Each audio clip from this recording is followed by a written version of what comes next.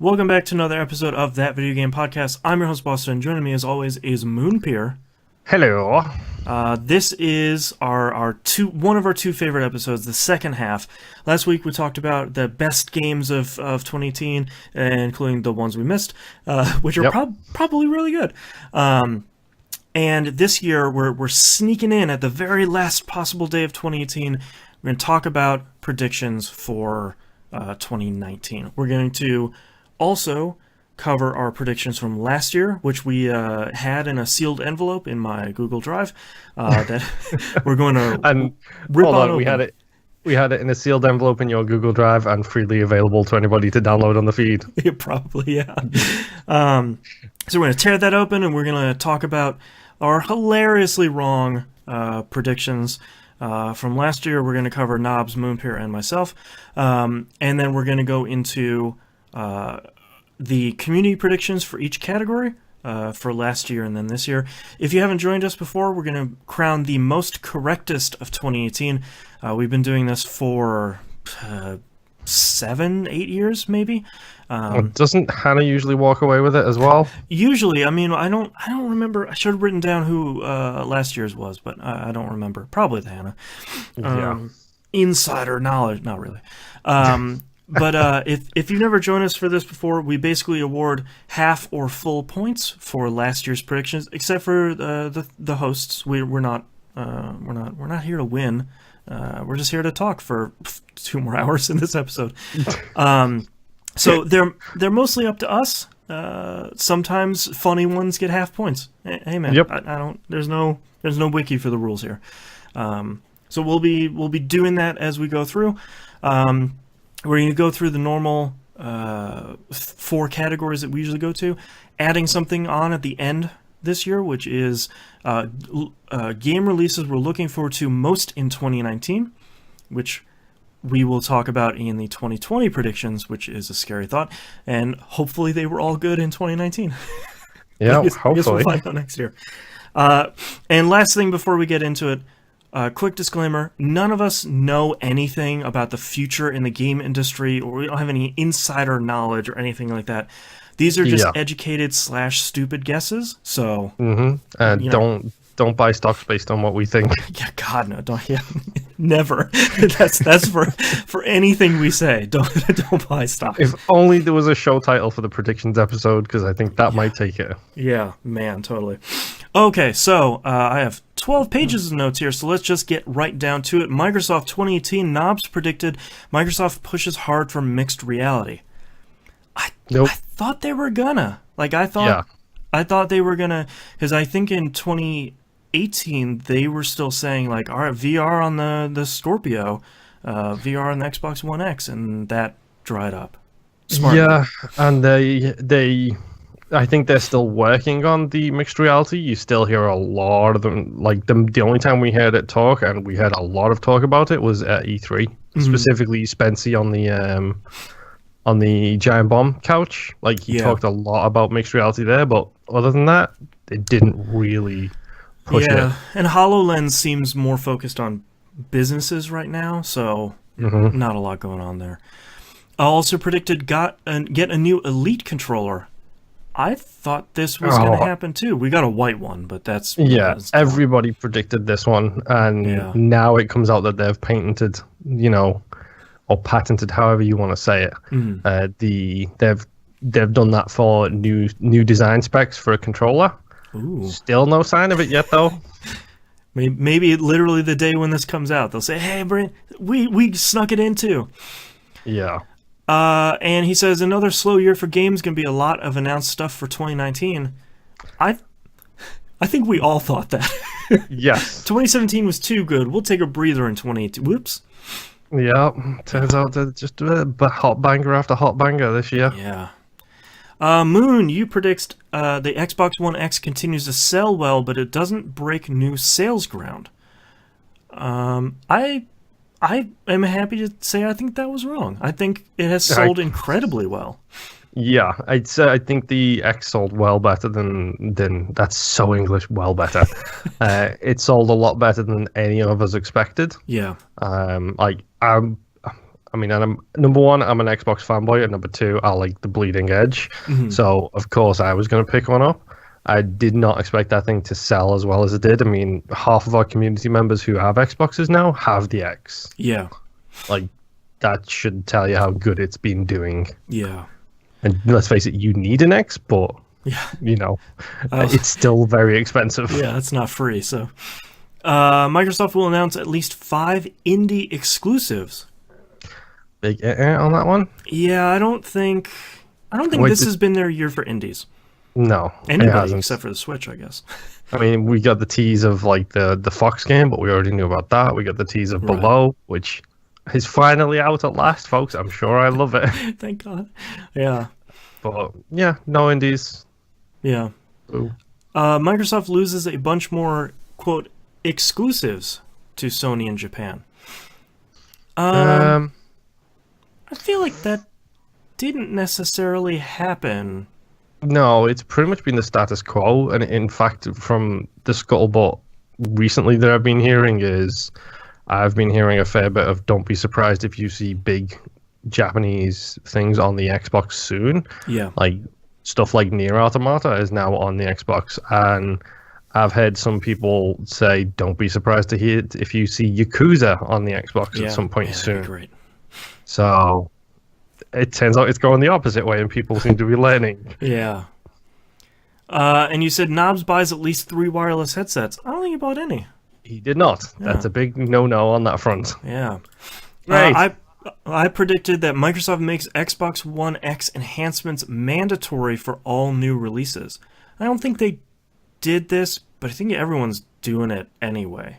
Yeah, I don't think they have done it. Most people seem to be embracing it because it's a good way to get if you want Microsoft behind you, Right. you will put X enhancements on there. Yeah, 4K, HDR, X enhancements. Look at No Man's Sky. Did any of us think that when No Man's Sky came out on to the Xbox that anybody on Microsoft's side would be pushing it? Right. We did not. What did they do? They did native 4K. They did HDR. Right. And all of a sudden, Major Nelson is like, yeah, No Man's looks Sky so is coming good. out. Yeah. So I don't think it's there yet. I wouldn't be surprised to see that prediction this year. Right. Right. And I say Crackdown 3 gets delayed once more, but comes out in 2018. Whoops. I was optimist, ever the optimist.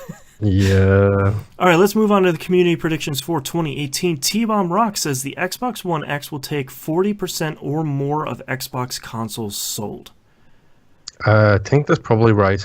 Yeah, I And we don't know the exact numbers, but I don't know if anyone really knows the exact numbers because they don't really publish them anymore. no. Yeah. It's the classic industry thing of unless you're number one, you don't talk about the numbers. Yeah.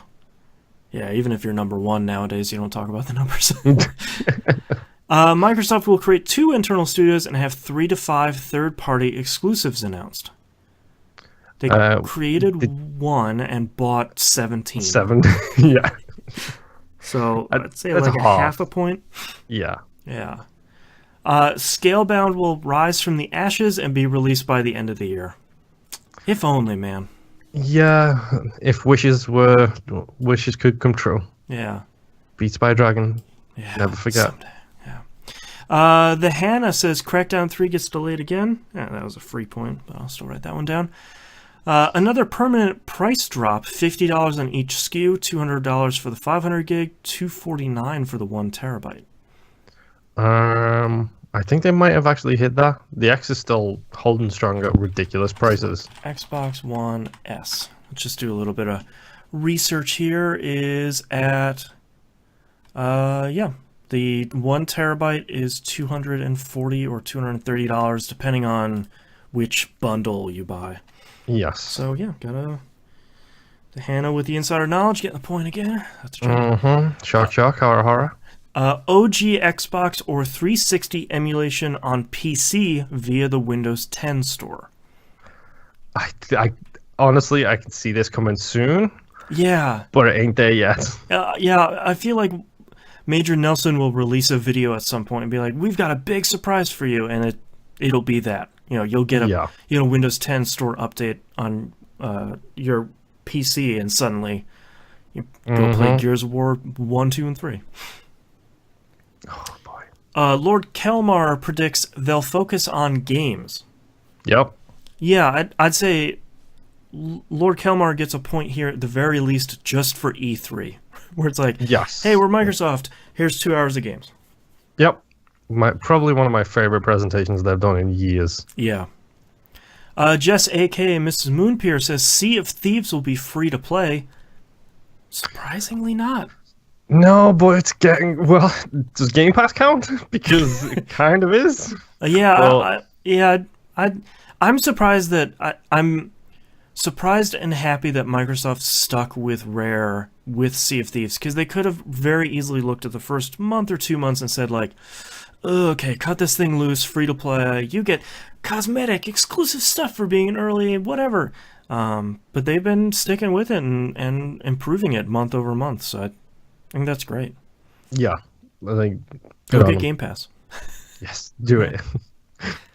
Speaking of that, she predicts Game Pass will have a yearly subscription cost. I thought that would happen too, but I haven't seen anything other than, like, here's a deal that you can get 12 months for, 12 1-month codes for cheap. I'm honestly just still surprised that they are offering it on a monthly basis, like on a month by month. Yeah. Because if I'm right, on Sony in the 3-month, 6-month, 12-month book, like they don't do a month, do they? They do a month for PlayStation Plus, and I think PS Now does monthly. Yeah, but I mean, it's one of those things where it's really not worth month to month. Mm-hmm. Yeah. But no, I love Game Pass. Yeah, Game Pass is it's like stealing games. I don't understand how they have had it so cheap. Yep. But 2 thumbs up. Corey predicts Microsoft announces Xbox VR for holiday 2018. Yeah, I think up until E3 that would have been a safe bet, and at E3 they were like, nah, man. Yeah, what's this VR thing that you keep talking about? Right. We're all about the MR. Never talked about that. HoloLens, yeah, that's the stuff. Yup. And also predicts that Halo TV show from Steven Spielberg finally comes out as a lead into Halo 6. Didn't that just still happen? Canned? Some Halo thing. I think the producers were like, chances might not be good. Who knows with Halo stuff? Like, the worst thing is like for the live action Halo stuff they've done, it's genuinely speaking amazing. Mm-hmm. Like, if you've never seen whatever Until Dawn or whatever it is, the precursor to Halo 4 that they did, that thing is incredible. Yeah. Like, it's so good. They just can't seem to get their stuff together with Halo. Unless it's a book or a video game, they can't seem to get it together. Yeah. Yeah. Boo. Musin predicts new first-party franchise announcement, and it's a hero shooter / arena versus game with their first-party characters. Nope, but E3 2019 awaits. Mm-hmm. We've got the developers for it now. Yeah. Hold on, I gotta open up Amazon here again because there's a price prediction. Xbox One X price lowers to $400. I don't believe it's there yet. Some bundles have gotten pretty cheap, but not. Yeah, but usually around the sale times, usually around the Black Fridays. I bet you it'll be $400 in about 2 weeks from recording this. Right. Or 2 weeks before hearing this. Right. Do the episode math. Microsoft makes the Xbox OS capable of running Steam. I think that was probably his. He usually has a way out there prediction, and I feel like that was probably the one. Yeah, more than likely. Since Steam OS is on its last legs itself anyway. Yeah. Bye-bye, Steam Link. Yeah. Matt from Oz predicts mixed reality launches on Xbox One X in November. I really, really want it. Yeah. Like, out of curiosity, did you ever see the thing that they did for like the Kinect and projector with your TV? Yeah. Like, it was so cool, like expanding the field of view to like take the area around your television. Yeah. Such a cool idea, but you'd have to be so rich to actually have a format to use it. Nobody had a room big enough to use the Kinect in the first place. So, new IP announced at E3. They had some third-party announcements like Twin Mirror and stuff like that. but They had the big announcement for E3, but it wasn't exactly new. The Cyberpunk one. yeah, and they announced like Gears 5, but I don't know if they announced a new IP. I apologize if you hear paper rustling. Russell, Give me one moment here. I feel like that's what they were leaning towards, or that's the direction they're moving towards with their big studio purchases and creation. I feel like those aren't the studios you give Gears 6. Those are the studios you come to them and say, make something new. I think he gets a point for this. Okay. Sekiro Shadows Die Twice was announced at E3 From Microsoft? Oh, from Microsoft. okay. So Matt from House, you get a point. They also announced Captain Spirit. Was it? I think it was first shown out of their stuff. Yeah, I think so. Interesting. Okay. Yeah, I totally forgot about that game. Good call. Matt from House gets a point. Yep. Session was announced at their show as well. His last prediction here is Crackdown 3 completely flops. Well, if by flops you mean didn't even make it out the gate, correct. Coming out in a couple months. Gibionator predicts Crackdown 3 gets massively inflated review scores for being a first-party Xbox One exclusive in a world where those are in very short supply. See us in 2019, I guess. Scalebound will be resurrected, but without Platinum at the helm, so what would the point even be? Yeah. Yeah, it didn't come true, but man, maybe. That'd be weird. Yeah. No more shovelware on Xbox One backwards compatibility. It's time for them to finally give us Tales of Vesperia. We got something even better. Tales of Berseria. No, we got the Tales of Vesperia HD remaster. Yeah. Yep. Yeah. Maximus Prime predicts by the close of 2018, Microsoft will be respected by the games industry for an incredibly strong turnaround. Yeah, I'd say so. Yeah. They That's come on. Out of all of the big three companies, Sony, Microsoft, Nintendo, I would probably put Microsoft number one in terms of reputation right now. Yeah. I'd say. Yeah, so Nintendo's probably way up there too, but I feel like Microsoft has had the biggest turnaround. Yeah, I mean, we're at the what's next Nintendo stage. Sony are at the what are you going to say next Sony stage. The what are you doing stage. And with Microsoft, we're at, okay, what positive thing are we going to do next kind of thing. He predicts the Xbox One S will drop to $200 and the X will be $400. These prices and a surprisingly great list of exclusives and the best experience for third-party games will push it to outsell the PS4 consoles by a large margin. Getting parity, but not outselling. Yeah, and I feel like as we talked about in the other ones, prices aren't really quite there yet either. They will show their AR headset at E3 and release it in the fall. It sells out day one, ushers in a new way to play games that so many hoped VR would, but didn't. Oh, I wish. Maybe 2019. All right. Speaking of 2019, let's talk about our predictions for 2019 for Microsoft. We'll go with Moon and then myself, and then we'll hit your community predictions. So take it away, Moon. Okay, so first and foremost, no next-gen Xbox announced. I'll be honest, I think this might be a mistake, but they've only just released the X, so I think they're just going to push hard on the X. I don't see them talking about the Xbox Next with the big X in the logo. I don't see them talking about that while they still have the most powerful console on the planet out there. So I think they're going to just keep pushing the X, give the S as an option. I do think that they will be dropping the streaming box, at least the streaming box announcement this year. So I'm expecting them to come out possibly E3 and give everybody that option, because while their announcement for it did seem like a response to Google saying, yo, we're getting into streaming, I think if anyone's going to, company-wise, if anyone can turn it around quickly enough to get it out the gate that quick, it's probably going to be Microsoft. Yeah. So I expect them to do the streaming box announcement. No next-gen platform as of yet. They're going to push hard on Game Pass for the PC specifically. They've been talking about this all this year, and I think 2019 is the year that they're going to do it. You've got all of the developers they've just bought, all of the the deals that they're cutting with various developers. So I think the PC version of Game Pass does start to... It doesn't gain parity, but it gains a bit of headway with the Xbox version of Game Pass. Right. So it's not going to have the library of... I don't honestly expect them to be able to come out and say 100 plus games like they do on the Xbox. Right.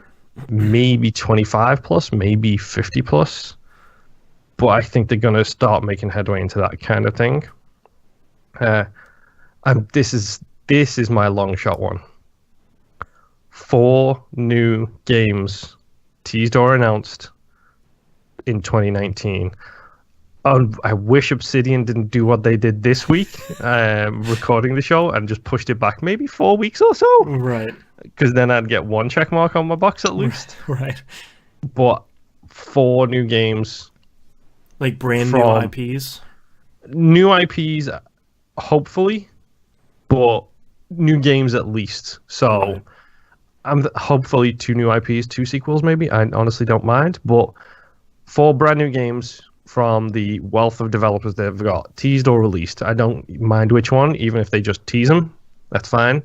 Because Microsoft needs games. They do. And they're going to keep going along with the same thing they do, which is PC and console. Like, they're doing that whole thing where they're pushing both equally. Mm-hmm. And I think if they come out the gate with anywhere between 4 to 6, then they've got a nice big jump on development.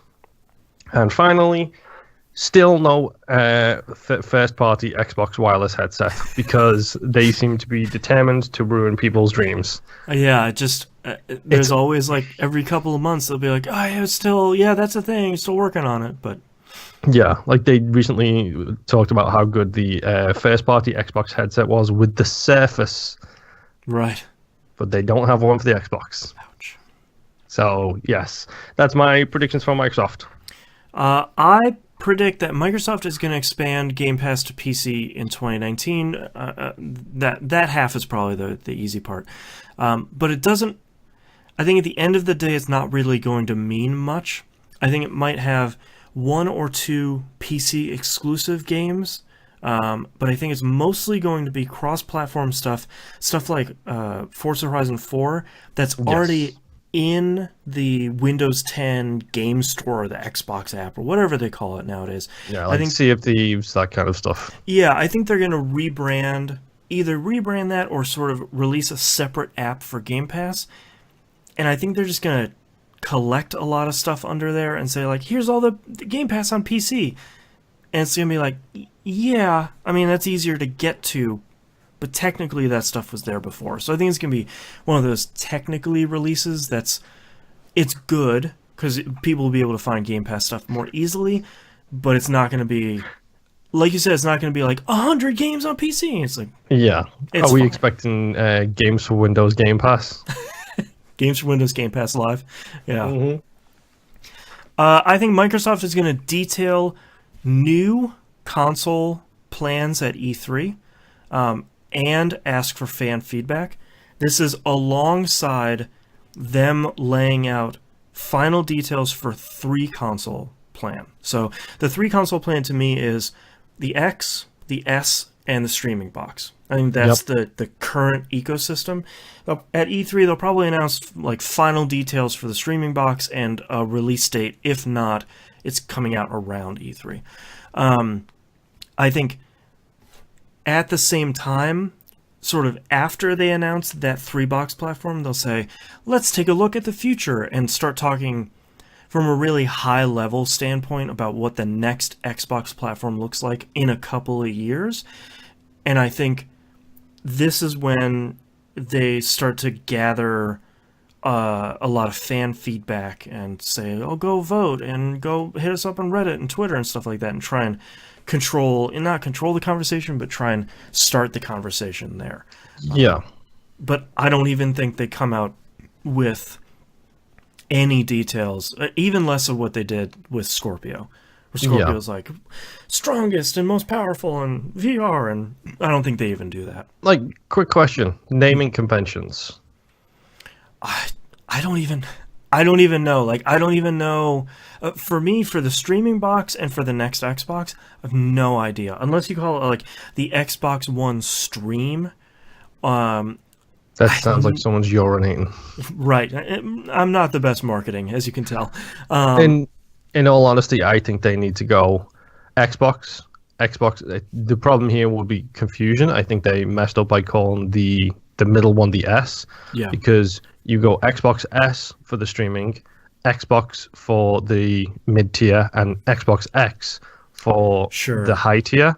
And then you just keep using that name over and over again. If Apple can get away with you tell me how many different versions of the iPad are there? They're just called the iPad. Yeah, you just released the Xbox One 2019 model. Yeah. Yeah. Yeah, I don't know. I feel like that's probably one of the larger challenges because PlayStation, next one you call it the PS5. And you're good. Like, you're done. So I don't know. That's a good question, though. And my last prediction is I think we're going to start seeing their new focus on games start to bear fruit in the second half of the year. I think even leading up to and around E3, we really don't see a lot of new stuff. Continue to see third-party stuff still come out. That's fine. But I think stuff that's coming out of Microsoft first and second-party studios, I don't think that really happens. I think we see a lot of that stuff at E3, and we'll see a lot of like fall 2019, coming out June 25th, 2019, that sort of stuff.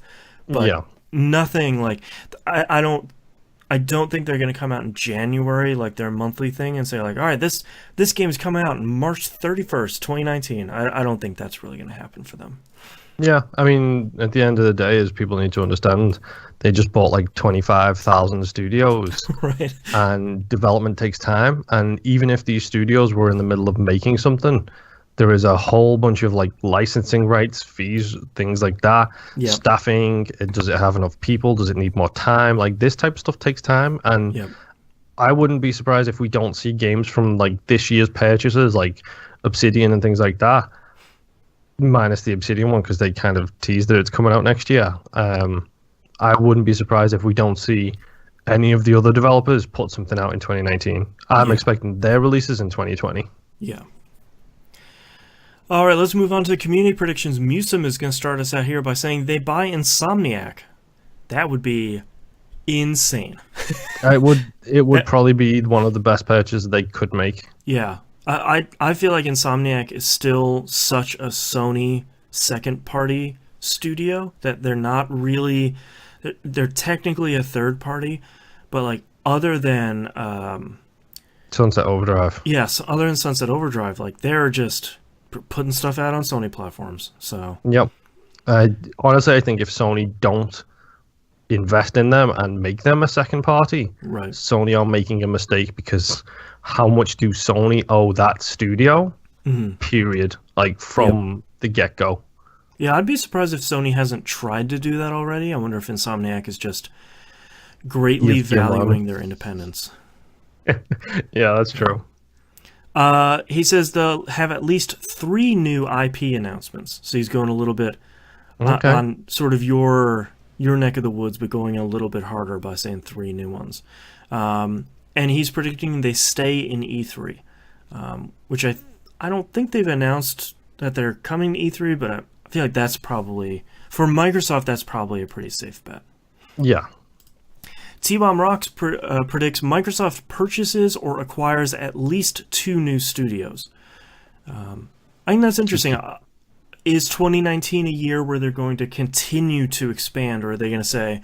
All right, we did a lot of that in 2018. Now we got to build this roster, build this stable of companies. How about this for an out there idea? Microsoft purchase Platinum and then continue developing Beats by Dragon on that. That'd be one of the largest video game turnarounds. Yep. Man. Predicts Design Lab lets you create your own custom Elite controller. Yeah, they kind of need to do that because from what I understand, they're making gangbusters of money from the Design Lab controllers. And it's considering those controllers look great. Yeah, they look great. You can make them as crazy as you want them. You can make them as cool as you want them. Yep. And the fact that essentially it's just pre-molded stuff that they're just injecting different colored plastics and things into. Yeah. They gotta be making so much money on that stuff. Yeah. I would hope the overheads would be great on that one. Yeah. And the last prediction, the one I want to have come true, is the Yakuza series is announced. It's coming to Xbox. I hope so. Yeah. Like I genuinely hope so, because Yakuza needs more love. Yeah. And look at Nier Automata. Like, yeah, that's a Game of the Year candidate from the second it came out, despite everybody's insistence that it was going to be terrible. Yeah. And it came to the Xbox this year, and from what I understand, it's done really well on the Xbox as well. Yep. So, get out there, get some Yakuza on my Xbox, please. A 7 Yakuza game pack, 0 through 6. Let's knock it out on one package. Don't tease me. Don't tease me like that. Bearded Lady predicts will attempt some sort of Game Pass / game streaming bundle thingy, or at least announce their intentions. Yeah, I mean, I feel like if you push it out past 2019, then it's sort of like, yeah, but the next Xbox, you know. Mm-hmm. They could price it at like $50 and be like, okay, great, cool, come on in. Yeah. And she predicts they will slam dunk on Sony for skipping E3. I feel like that's a free point. Yeah. Yeah. It's so good to be here at E3 with everybody, unlike some people. Right, unlike a Blue Company. Cough, cough, cough. Yes. Servo predicts expanded Game Pass on PC includes 360 library. That would be great. Yeah. I mean, I didn't realize how many 360 games I still have. Like, I got rid of most of my collection when I moved to the States. Mm-hmm. I've got 2 of those. Like, you're slightly older than me, so you'll know this. These CD binders. Yeah. I have 3 of those full of Xbox 360 games sitting downstairs, and a drawer full of 360 games on that side of the room. Right. And you're using one for a coaster right now. It's just a copy of Rock Band 3. Like, I got them everywhere. Yep. New Elite controller with personalizing options. Now, there is an interesting one where sort of a hybrid of all these other ones where, new Elite is coming out, and it's finally the customized one. Yeah. I mean, that's why I hope they take it to the design labs, because if they can take it to design labs, it would be great. Yeah, here's a brand new one, and it's in design labs. You get the best of both worlds. And Streambox Unveil, no disk drive, is basically saying like it's an Xbox One S without the disk drive. So yep. Gibinator predicts a major breakthrough in 360 emulation and brings 360 backwards compatibility to Windows 10. That'd be great. Yeah. Go ahead. I was just going to say, to be honest, most PCs are powerhouses these days that should be able to run this stuff no problem. Yeah. It's literally just the DRM tech that's the problem, I think. Completely forgotten action game Stubbs the Zombie gets the HD remaster treatment. That game is beloved and has an incredible soundtrack of covers. I'd like to see more people play that, including myself. Yeah. The acquisition war between Microsoft and THQ Nordic ends with Microsoft buying THQ. That would be incredible. If Microsoft picked up THQ Nordic, that would be absolutely hilarious. That would be really great. The Hannah predicts version of Xbox One without disk drive release date given at E3. That seems fair. New console plans leaked or released sometime in 2019. I like that he put leaked in here as well, because that's the more likely of the two, I think. Microsoft announces Alpha Protocol 2 in development by Obsidian. Please. Yeah. Please. Maximus Prime is up next. He got a little fun with his naming here, so I'm only going to do this once. Johnny Mac, a.k.a. Maximus Prime, a.k.a. UCA Mac, a.k.a. Mac Daddy Slims. His first prediction is, first and foremost, Microsoft will announce the release date of the next-gen Xbox. I think that's interesting because he's going all in on here's when the brand new next one is coming out. Yeah. As opposed to excuse me. As opposed to your voice dying. My goodness, we have so much more to record today, and yeah, that's not a good sign, dude. We're only 35 minutes in. Yeah. Excuse me. Microsoft will package Xbox Live and Game Pass together for one fee of $100. Yeah, I honestly am waiting for them to. This is the problem. Is I think to do that you need Game Pass to be doing poorly. Right. Like at this point, like it was a big step for them to take Xbox Live Gold off Netflix, like so you can watch Netflix without needing Gold, because that Right. lost them a lot of money. Good for the customers, but bad for them. At this point, I think if you blend Game Pass and Gold into the same service, you run into a huge financial loss, because right now Game Pass is doing gangbusters from what I'm understanding. Yeah, I think the only way you recoup that is if you make it an all-access pass. It has Xbox Live, Game Pass, and streaming. Yeah. And you say, look, you get everything in the Xbox. That's your all-access pass. You get everything you could potentially want to do. You pay, let's say it's $100 a year. That's probably way too cheap. But let's say you pay this X amount of money per year, and then, we'll just give you everything. You don't have to worry about it until next year. Mm-hmm. No, that'd be interesting to see what they can do with that. Yeah. Microsoft Games lineup for 2019 will actually prove to be very strong and help right the ship, changing the no games on Xbox opinion. I feel like the no games on Xbox thing is still like a holdover from the original Xbox, that it's almost like a meme at this point, where that hasn't been true in a long time. Yeah, I think the biggest thing about that is you can rephrase that and then make it more accurately, which is no Japanese games on the Yes. Xbox. Yeah, that's been true for quite a while. And I feel like that might change. The rumors of Yakuza, and Nia coming out and doing well. It's people seem to be learning. Don't just put it on on one door platform. Open a crack, and they're sort of looking at it and they're like, oh, okay, people do like that. Yeah, it's already on PC. How much work can it actually be? Right. Yeah. Like how many man hours can it take? Okay, we'll do that. Mm-hmm. Late Elf predicts Game Pass multi-platform. That's probably a fair one. Yep. More AAA releases going Game Pass day one. Yeah, I'm gonna be really curious to see if they put Gears 5 on there. It will be. They've already promised every single first-party Microsoft game is on Game Pass day one. So such a good Gears 5 will be there. It started with Sea of Thieves, and then it just moved backwards. Like the things that they've struggled with is putting the older ones on there. Right. Like Forza Horizon 3, I don't think is on there yet. Yeah, I don't think so. Forza Horizon 4 was day and date. Sea of Thieves was day and date. Crackdown 3, we already know, is going to be day and date. And they've offered preloading now as well. So yes. Thank goodness. Yeah. Yeah. And last, Major Nelson gets a promotion. That'd be nice. Colonel Nelson? Sergeant? I don't know what the ranks are. Colonel Nelson is really good, though.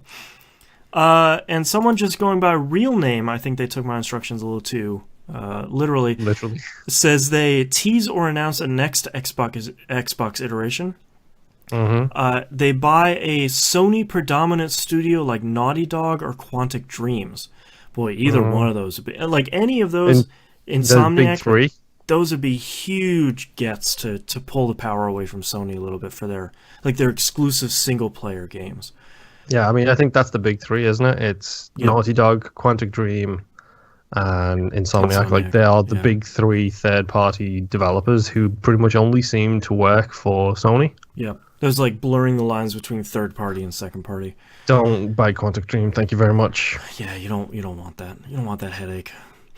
And lastly, the WoW at E3 with massive Microsoft platform exclusives. I hope. I mean, I'd love them to. That'd be great. Yeah, it's going to be weird. It's going to be interesting hearing the console exclusive line a lot more. Console exclusive. World exclusive. Console exclusive. Yeah. It's like, yeah, we know you're going to put these out on PC, dude. You don't have to. It's just Xbox One and PC. Like, just say that. Yeah. All right, let's recap our predictions for 2018 for Nintendo. Knobs predicted a new Pikmin game this year.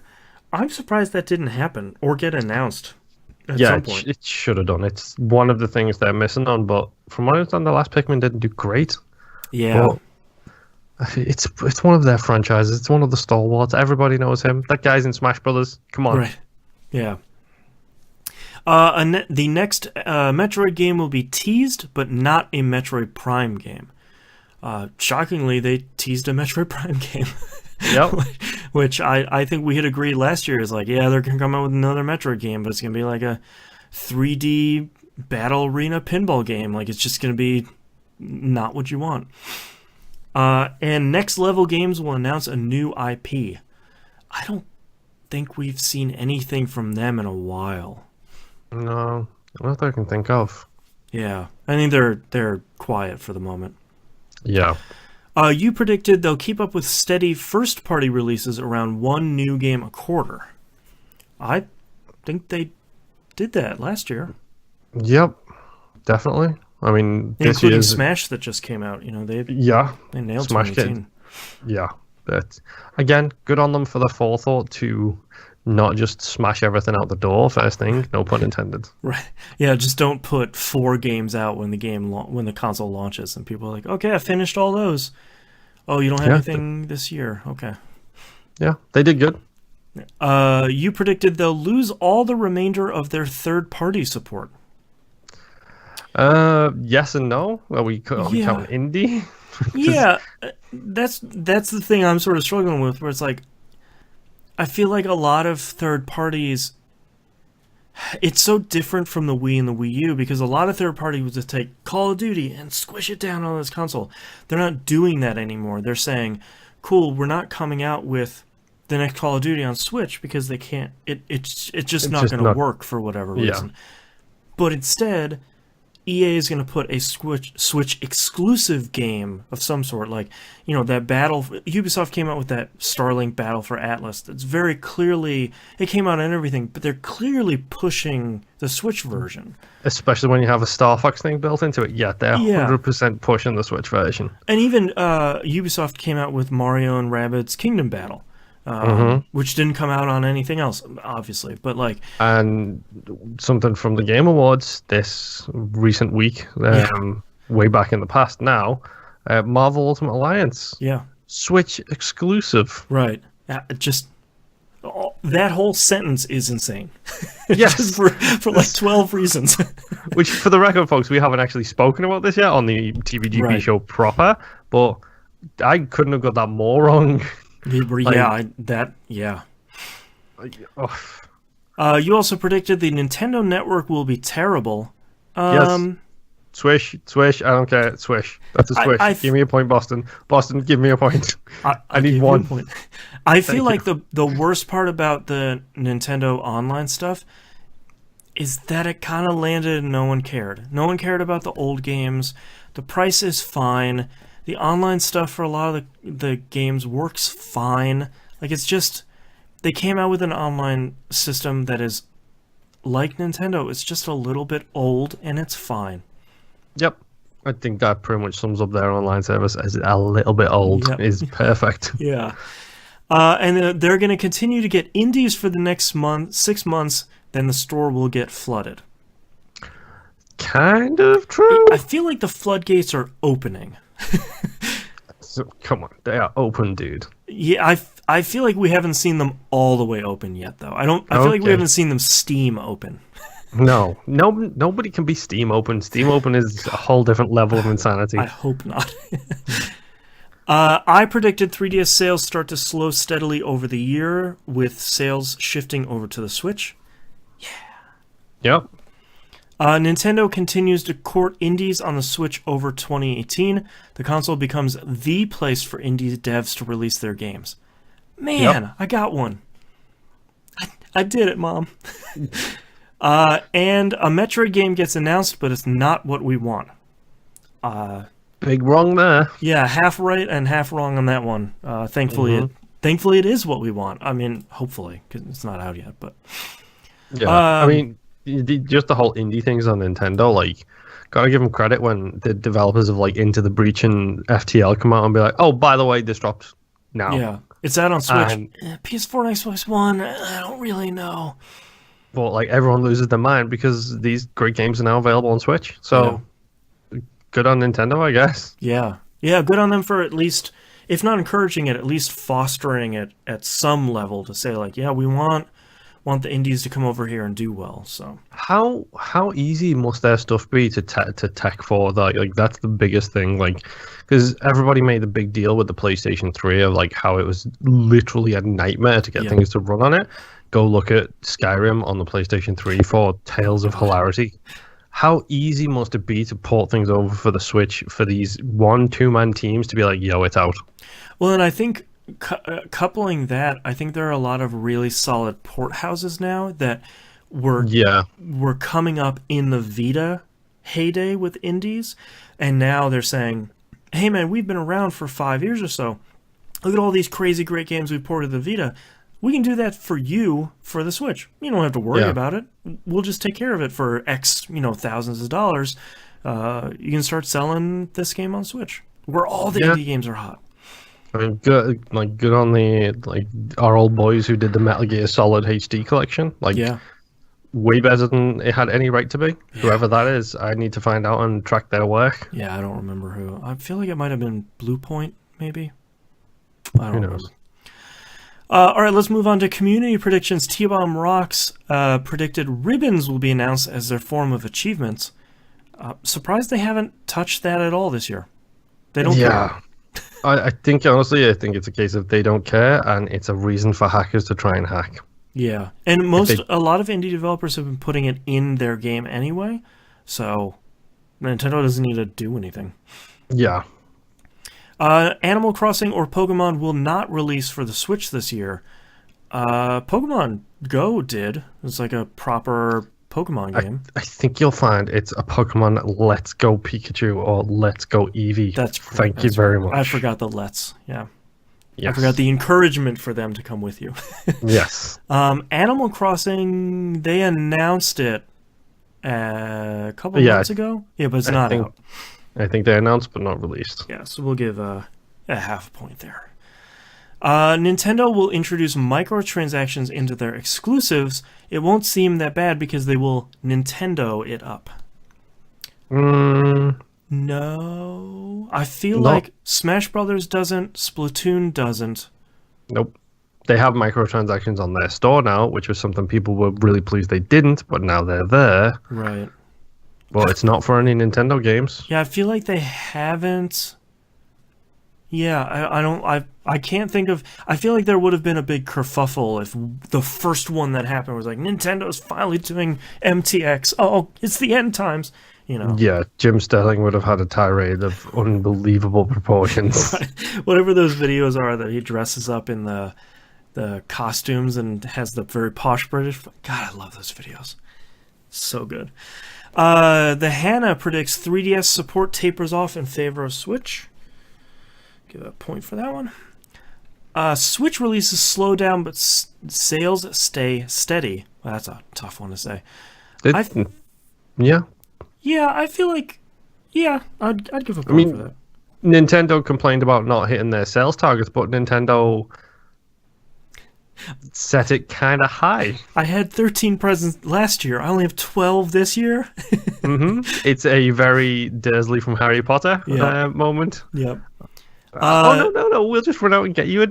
We've still got 2 to buy today. Yeah. We'll get you 2 today. Yeah.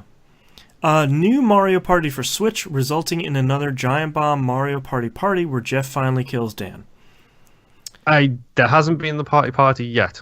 Right, but it did come out, right? Mario Party. Yes, 10? It's Super Mario Party, I believe it's called, or something like that. Something. Half a point for that then, because Dan didn't die. Well, I hope it's there's still time. It's the end of the year stuff. We know they're in the same building. They're putting together videos, so yeah. Our Christmas wish. Right. I feel bad saying that about Dan because I we don't want anyone to enjoy him. Yeah. Corey predicts Nintendo revives F-Zero from the devs of Fast RMX. Sadly, no. I wish. They need to give me that sweet music. Yeah. Give me that sweet speed. Yeah. Metroid Prime 4 will be called Metroid Prime Dread. I don't even think they're calling it Metroid Prime 4 yet. I think... No, maybe they are. It's mostly like Metroid Prime. Again, the new one. HD. Yeah. Super Mario Maker 2 releases on Switch. I'm genuinely surprised this hasn't happened. After the amount of fuss they got, that like when Mario Maker hit, I was expecting a ripple in the pond. It wasn't a ripple; it was a tidal wave that came out of that A pond. boulder someone tossed in there. And they've got to be working on it. It's got to be a 2019 thing for them at this point. I feel like if they didn't have Labo this year, they probably would have maybe done that. But I feel like now that Labo's out, they can have a long tail on that, where maybe once, maybe twice a year, they release a new pack. Yeah. And then their next big creative thing will probably be Mario Maker 2. Yeah. I should have predicted that'll happen this year. I didn't. Yep, me neither. Hey, Boston, cut this section out. Right. I predict Mario Maker 2 from Nintendo. Right. Musin predicts Switch is the best selling during the whole year. That's a point. Where's Musin? There it is. That's a point. Mm-hmm. Nintendo's online PS Plus / Xbox Live Gold equivalent delayed to 2019. Shockingly, no. It came out. It's a terrible disappointment, but it came out. Yeah. Nintendo starts releasing game variants of the Switch, like they did with the DS and Game Boy. That's a +1. Yeah. Matt from Oz predicts continues to release 3DS games and manufacture 3DS hardware. That's a big old +1. Where is it? Pokemon RPG on Switch. That's a +1. That's a let's go +1. And they announce a minor revision to the Switch hardware. Wow, 3 out of 3. Have they technically announced it? They did during an investor call. I could do a half on that one. If they've talked about it in an investor call, that's as good as near as makes no difference in announcements. Yeah, Lord knows, 2 minutes later there'll be 4 million YouTube videos of Switch 2 announced. Oh my God, your Switch is worth it. Don't buy this Christmas. Yep. Yeah. YouTube. Hi, YouTube. Gabinator predicts Switch sales will be within striking distance of Xbox's second place by year's end. I think they're number one. This year, they're definitely number one. I don't think in total they're number one, but I'm pretty sure they sold a boatload this year. Yeah, especially during Black Friday. They sold so many. Detective Pikachu gets full localization announced. Ryan Reynolds not cast as the voice of Pikachu in the game. I don't know who Detective Pikachu game voice cast. I actually don't know who this is. Come on, it's going to be one of the big two, and you know it is. Yeah, like in the movie, it is Ryan Reynolds. It's Ryan Reynolds, which we didn't talk about that trailer on the show. I think it looks amazingly stupid. Yep. And if you ever want a really big laugh, go watch the start of the Giant Bomb episode after it came out, because Brad hasn't seen that trailer. Oh. So go to their site and watch the video, because it's him watching the video during the podcast, and his reaction is hilariously funny. That's really good. I think it's Kaiji Tang. So, but I don't know. That's one of the weird things where everyone's talking about the movie online. Mm-hmm. It's hard to find details about the game. Yeah, I believe the game is still coming out.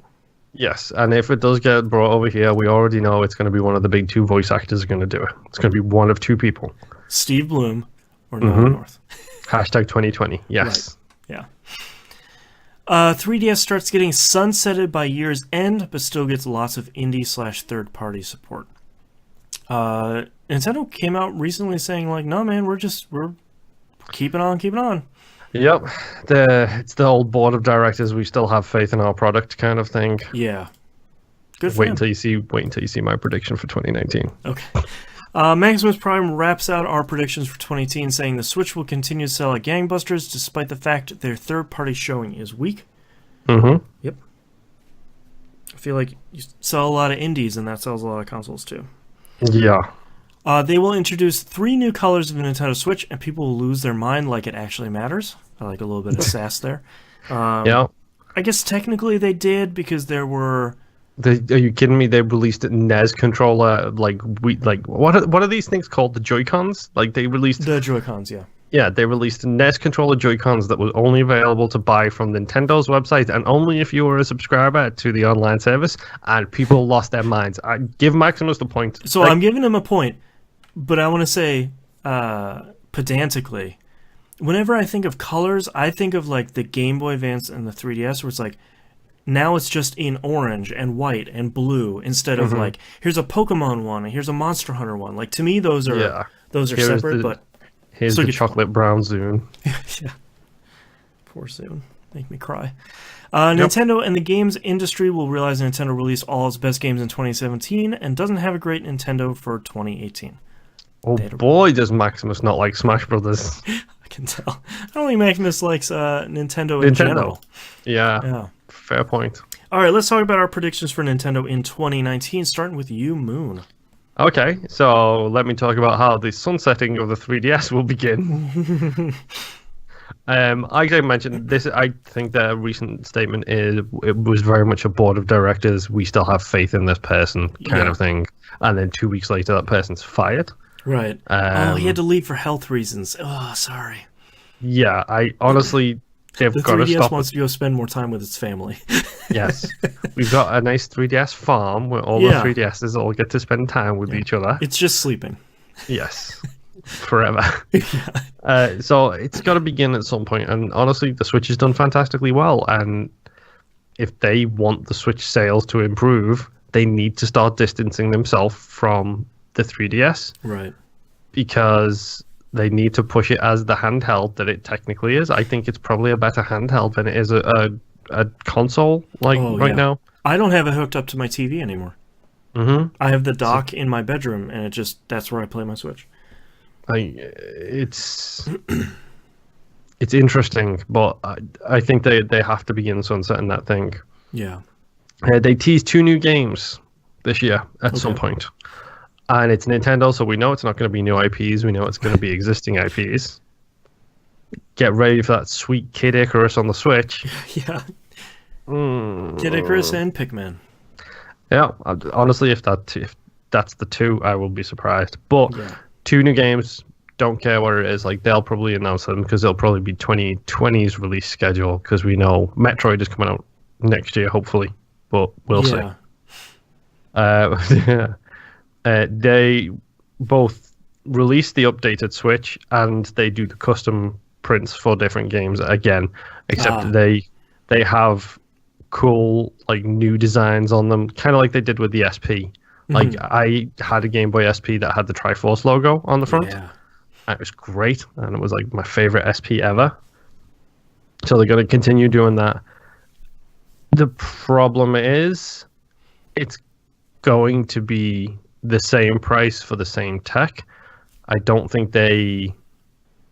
think while it's improved, I don't think there's any upgrades, so to speak. Right. So maybe a better screen, maybe a better resolution, better capacitive touchscreen or whatever. But all in all, it's just a general improvement from the Gen 1 version. It's not big steps up.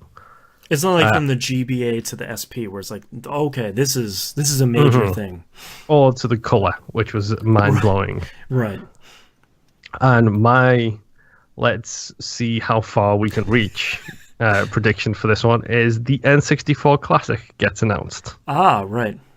Because we all know the N64 is the easiest thing to port. It's clearly the console that's going to hold up the best in terms of graphics. Naturally, so yes. Let's just put out an N64 Classic and see how things go. Yeah, why not? And that's my Nintendo predictions. I'm going to predict Nintendo keeps their partial focus on the 3DS going throughout the entirety of 2019, and it sells steadily throughout the year. I don't think they're going to announce major titles. Some third-party stuff will come out, like Persona Q2 and stuff like that. But I think it's mostly going to keep alive because it's very reasonably priced. And I think they're going to try and milk that as long as they can. But I think you're also right. I think they're going to try and downplay it as 2019 goes on. We're sort of like, 3DS is still out here, that's cool, but yeah, the Switch! Speaking of that, the redesigned Switch does come out, but I agree with you. I think it's the same thing. I think the only thing that's going to be different is they're going to shrink the bezel on the handheld part, so the screen will go further out to the edges. The bezel is fairly meaty as it is right now. Yeah. I think they stretch out that bezel so it's like a quote-unquote larger screen by like half an inch. And it probably has a little bit better battery life. And that's probably I should hope so. Yeah. But I don't think they're going to drop the price. I think they then drop the old Switch by like $20, and the new Switch is your full price thing. Yeah, no, if anything, they'll blow that out on a watch color on a big sale. Yeah. Like, oh, it's the summer sale blowout. The Switch is now $150. Take my old stock Your now. Switch Classic is available right now. Yeah, just it wouldn't surprise me if they threw out a bunch of sales just to wipe out as much stock as they could before the new version comes in. I don't think they're going to have any major reveals at E3. I think most of their major franchises just came out in 2018, or they're kind of a few years off. Like, I don't expect them to come out with like a new Mario, a new Zelda, anything like that. I don't think we're going to see Metroid this year either. If we do, we'll see like a 1-minute gameplay trailer. But I really think this is the year of their sort of second-tier games, if anything.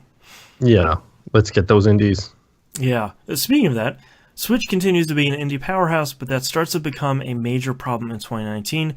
Nintendo won't work on curating the store at all, so it'll turn into what Steam looks like nowadays. Yep. Nintendo's having a real curation problem already, and they don't seem concerned about it, at least externally. Yeah. And I think they need to fix curation, fix discoverability, or start shutting stuff out. Like, start implementing some sort of quality control. I don't want to say, like, obviously there are going to be hidden gem indie games coming out every once in a while that just look like trash, but they're really great. I don't want that stuff to not come to the Switch. But at some point, you can't have, like, absolute shovelware just coming out on Switch. So I don't know about that. Have you seen the Nintendo Wii library? Yeah, but at least someone had to press that on a disc. There was a little bit more effort expended on that one. True. All right, let's talk about community predictions. Musum comes up first by saying new Zelda in 2019. I would love that. Yeah, ain't gonna happen, but I would love it. There's his N64 classic prediction right there. Yeah. New iteration of the Switch announced. I think that's probably pretty safe. And new Switch controllers available to purchase for old version of Switch. So it sounds like he's saying the new Switch will come out with new Joy-Cons of some sort. Maybe they'll have some of the.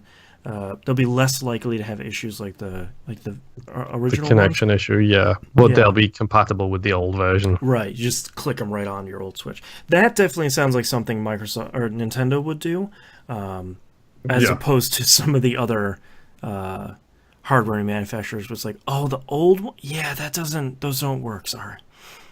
Yeah. Yeah. T-Bomb Rocks predicts Super NES titles come to the Nintendo Online service. That'd be nice. They should. Yeah. Nintendo announces a Summer of Nindies type event. That would be really good. It'd be nice to have that sort of maybe 2 times a year. And Nintendo shows another revision of the 2DS/3DS. That would be crazy.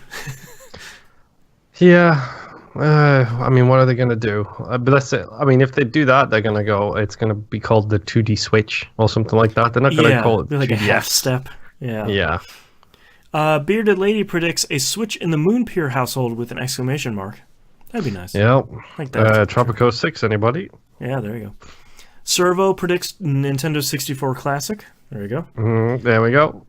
Switch 1.5 with better battery but lower screen quality. That's interesting. Yeah. And Nintendo as Nintendo. I left that on there. I just wanted to say it. Yeah. Gibinator predicts Pokemon Gen 8 announced and released by year's end. That'd be really interesting. Like a brand new, full, new generation Pokemon game. Yeah. I mean, let's face it. Let's Go Pokemon name here seems like it's doing really, really well. And people seem to love a lot. Like, I'm getting mixed messages between the hardcore JRPG fans who are like, no, you're not doing it right. And the Pokemon fans who are like, no, this is great and fun. And it's like, yeah, you remade the first Pokemon game. Like, I'm not mad at you. That's great. And they did a whole bunch of like tweaking to it. It would be interesting to see. Number one, have they got another 150 Pokemon in them at this point? God, yeah. And number two, would they use the Let's Go setup, or would they do the old school, or even give you the option of both? Right. Bandai Namco goes all in on the Switch, announces Xenosaga HD Collection as a Switch exclusive. God, if only. Yeah. 2 was not a great game, so I never finished it, and 3 apparently was fantastic. Someday I'll get back to a PS2 series. Yeah, I say that about my current library, dude. Yes, yeah. Skyward Sword HD announced. Somehow they managed to make the control scheme work this time around. I would love to play Skyward Sword HD. That's like one of the few Zelda games I've never played. Because it was hot garbage with bad motion controls. Yep. You got it in one. Yeah. The Hannah predicts Switch hardware revision formally announced. New Zelda game teased. I feel like that's probably a lot more likely of like, oh man, there's a new Zelda, on the horizon, and then, Link on Epona's, and then coming 2022. Yeah, I mean the things they did with Breath of the Wild is insane. Yeah. So let's hope they give that team another game. Yeah, man. It's something I always loved about the Mario games was like they were like, okay, here's a young up and coming dev team. We're gonna give you the Mario IP. Now go do something crazy with it. Yep. And from that we got Super Mario Galaxy, one of the greatest Mario games of all time. So good. And they did the same thing with Zelda, and we get Breath of the Wild, highly regarded as one of the greatest Zelda games of all time. Also so good, man. And Hannah's last prediction here is Switch Online gets more classic games, Super NES, Game Boy Advance, etc. Yeah, OG Tetris or nothing. Yeah. Game Boy Tetris or nothing. Yeah, the original. Mm-hmm. Yeah. Maximus Prime predicts they will release a Switch version 2, whatever they decide to call it. It will have a brighter, slightly larger screen and better battery life, but that's about it. Yep. Nintendo will totally dive bomb in regards to games released from first-party studios, but will have some great third-party early this gen and a few last-gen games released on the platform to fill the void. Yeah, that'd be nice to sort of pick up the slack with some really good third-party stuff. Yeah. And he wraps out by saying the Vitality sensor is back. Nah, I'm just kidding. But seriously, they will officially end production of 3DS. Honestly, the wildest move they could make is make a Joy-Con that's a Vitality sensor. Yeah. Like, take all of the ideas behind the Vitality sensor and put it on the back of a Joy-Con that you hold while you're where your playing. fingers go. Mm-hmm. Yeah. Like, tech has evolved at this point. Give me a Resident Evil game where the things jump out based on how scared I am. Oh, God. I would have the hardest version of that game. Yes, you would. Late Elf predicts implosion. I don't know what that means. It just wrote down implosion. I like it though. I mean, yeah, it maybe. Maybe Nintendo are going to take some lessons from Sony. We'll see. Just stick all their feet in their mouth. Yep. More Labo-like releases. I feel like that's probably fair. I almost feel like they'll come out with maybe one new Labo package in 2019. Honestly, I wouldn't surprise me if they did one a quarter. Like, with how cheap they are. Yeah, cheap to produce. It's a bunch of cardboard. Yep. And you can theme it. Like the spring Labo is, maybe a little mini game about camping and catching butterflies. Sure. Like the summer one is like a frisbee Labo or something. Like have it themed around different times of the year. That'd be cool. Yeah. And still no Waluigi love. Yep. Yeah. That is the biggest disappointment for Nintendo right now is no love for the W. Yeah. Like, did they not understand? Yeah, no love. Well, they have love for the Rio, just not for the Luigi. That's right. And they need to understand that the W is winning. So give me more Ws, ideally with a purple background. Yeah. Thank you very much. Give me that lanky weirdo. Like, correct me if I'm wrong, but some of the best platformers, like platformer slash action games, was the Wario games. Like they were Yeah. insanely good. Wario Land 4 is an incredible platformer. Man. And they have. When was the last time they announced a Wario Land game? I think 4, and that was on no, Wario Land Shake It was on the Wii or the Shake Wii It U. does not count. Okay, so Wario Land 4 on the Game Boy Advance. How about this? They love remaking all of the Super Mario, the old Super Mario Brothers game, the new Super Mario Brothers, the new Super Mario Brothers U, and so on and so forth. Give me a Super Wario Brothers and have Wario and Luigi in a new Super Mario Brothers style game. There you go. Or just remake, have them be in the next sequel of the Mario and Luigi RPG games. Yeah, Wario and Waluigi. Yeah. Yeah. Real Name wraps up our predictions here by saying new Switch hardware and new Metroid game. yep. I feel like a lot of people are going to be scooping up some easy points if some of that stuff happens next year. Yeah. All right, let's talk about. We're halfway done. Whew. Oh boy! All right, stretch a little bit. All right, stretch out those legs. All right, Sony 2018. Let's start out with Knobs. Says Sony will make a huge VR push. I feel like they didn't, but a lot of good VR games came out. Yes. Yeah, sort of maybe in spite of Sony. Yes. Yeah. And rumor of the PS5 announcements are this year, possible November release. Yeah, they've been. Every time people ask them about PS5, they're like, "No, man, we're good." But there's still the rumors are still out and about there, so I think that's a half. I mean, the rumors always start as soon as a console comes out. You know, someone asks Sony, they'd be like, "Hey, man, PS5 just came out. Are you guys working on the PS6?" And they're like, "Well, yeah, of course." And they're like, "Sony already working." It's just like, oh my god, of course that's they how are. workflow operates. Yeah, goodness. You predicted Sony keeps up the Sony attitude. Get about 10 points for that one. Swinging a swish. Yeah. And they release/announce at least 8 character action games, single-player experiences, and everyone gets fed up with it. Yeah, let's just not even go through the list. Just mark out off as no points. Well, I mean, no points for non-participation at E3 2018, virtually. Yeah. A couple of good songs, though.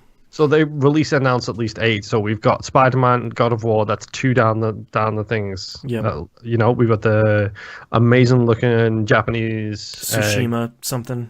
Yes, whatever that thing is. So it's 3 at least, and I've not got the best memory when it comes to this kind of stuff. Yeah. So it's probably a point, but just give no points. Let's not even go through the list. I predicted Sony doesn't make PS4 Pro enhancements mandatory for releases. Support for the hardware wanes over 2018. Yes and no. With the same thing with the X, it's sort of like if we can get our game to there, we'll put HDR in, we'll put the 4K support, but it's sort of a matter of course, just like on the Xbox One. You want to sell games, people want 4K and HDR games, so you're going to make them. Yep. So.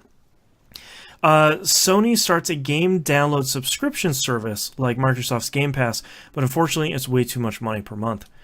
Hey, guess what? It's called PlayStation Now. They changed it to a download service, and it's still way too much money a month. Ding, ding, ding. Give yourself some points. Yeah. PSVR languishes all year until support has nearly vanished by year's end. Boy, if it wasn't for Moss, Astrobot, and Tetris Effect, and what was it? Beat Saber. Yeah, Beat Saber. That's the one I forgot. If it wasn't for those 4 games, this last half of the year would have been pretty quiet. But yeah, they and Musum just picked up via PSVR. He says actually the Zone of the Enders second runner VR is actually really good and not nausea-inducing. No. Go away, Musum. Stop talking about that. Thank you very much. You siren. Yes. Sony formally announces cross-platform play. Oh, me. They did through gritted teeth like Fortnite will be cross-platform. We'll see about everything else. Yeah, I don't want to. We did Fortnite now. Everyone forget about it and go back to sleep. Yeah. Here is Fortnite crossplay. Now take this retcon. Thank you very much. Yeah, exactly. And that's a hardcore Torchwood reference that nobody probably got except for me. Yeah. All right, community predictions. T-Bomb rocks. With the success of PUBG on Xbox, Sony will drop its early access stance. We had lofty expectations for the more positive Sony in 2017. That's because in 2017 we were shown the positive of Sony. I know. And in 2018 we were shown the negative. I'm looking forward to seeing these predictions. The real Jekyll and Hyde switch happened. Yes. The next Devil May Cry game will be exclusive to PS4. Oddly enough, the demo was exclusive to Xbox One. Yep. I feel like that was a solid prediction in 2017, though. I feel like that one was like, yeah, sure. I mean, of course it's only going to come out on PS4. Yep. Man. That wouldn't have surprised me either. There's another Japanese game that's going multi-platform. There you go. Yep. The Last of Us 2 will review better than average, but be divisive because of the content. It's not out yet, is it? No, surprisingly slipped into 2019. But 2018 was a big enough year for them anyway, so they didn't really need it this year. Yeah. The Hannah predicts PS4 Pro support continues to be middling at best. I'd say it's been better than that because, like we said with the X, it's the de facto standard. Yeah. I hate to say, but all of you rubes like you, Boston, you seem to... You with your OG launch consoles are second-hand citizens at this point, where nobody seems to really care how you feel. Yeah. Like my launch day, launch edition Xbox One console is distant memory for a lot of people. Yeah. PSVR gets a price cut and some mainstream press for being the first affordable VR experience. That huge price cut they got for Black Friday sold so many units, but I think they had got a price cut very early this year, if I remember correctly. I think they chopped off like $50. And like the thing seems to be doing well, but still no mainstream press because the mainstream press have already given up on VR at this point. Yeah, I'll give it half a point for that one. Where are we? Sony ritually sacrifices a Vita on stage at E3. Fan sites still ask, is the Vita really dead in the following days? Well, Sony sacrificed themselves on stage at E3. Yeah, and then metaphorically they did also sacrifice the Vita by not even bringing up its name again. Yeah. Yeah, this it's on borrowed time for I mean they extended the deadline for producing games a little bit longer, but it's not gonna happen. I'm not gonna lie, I feel really bad for the interactive novel producers. Oh, visual novels, yeah, because the Vita is their home now. Like, that is their home. They're doing really well on Switch. Good. Yep. Good that they've found another home at least. Jess, aka Mrs. Moonpier. Let me just clear my throat for this one. We still won't own one. Ha!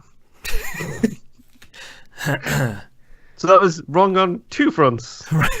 Because, number one, I was going to get one this year from Mrs. Moonpier. Right. And number two, I was instead gifted one by a generous member of the community. Thank you again, whoever you are. Yes. Thank you to the anonymous PS4 donor. Yes. Yeah. So yeah, big. Good. That was a shoe-in for this year, but nil pois. 12 months is a long time. Corey predicts Sony revised siphon filter for PS4. Oh, not yet. I feel like they keep reaching further and further in the bag. Where it's like Crash Team Racing, Medieval, and sort of like next is siphon filter. Not a series I have any fondness for, but I need my Gabe back. Give me my those Gabe weird siphon wiggly filter. hips. Yes, the weird wiggly hips and the taser that sets people on fire. Yeah, that was my jam. And then make that a mini game in something else, and everyone will be happy. The funny thing is like the evolution of that genre of game is one of the reasons I love games, and the two big names in that type of game don't exist anymore. Siphon Filter, Splinter Cell. Where have they gone? Hitman. That's where they went. Yeah, pretty much. Thankfully, at least.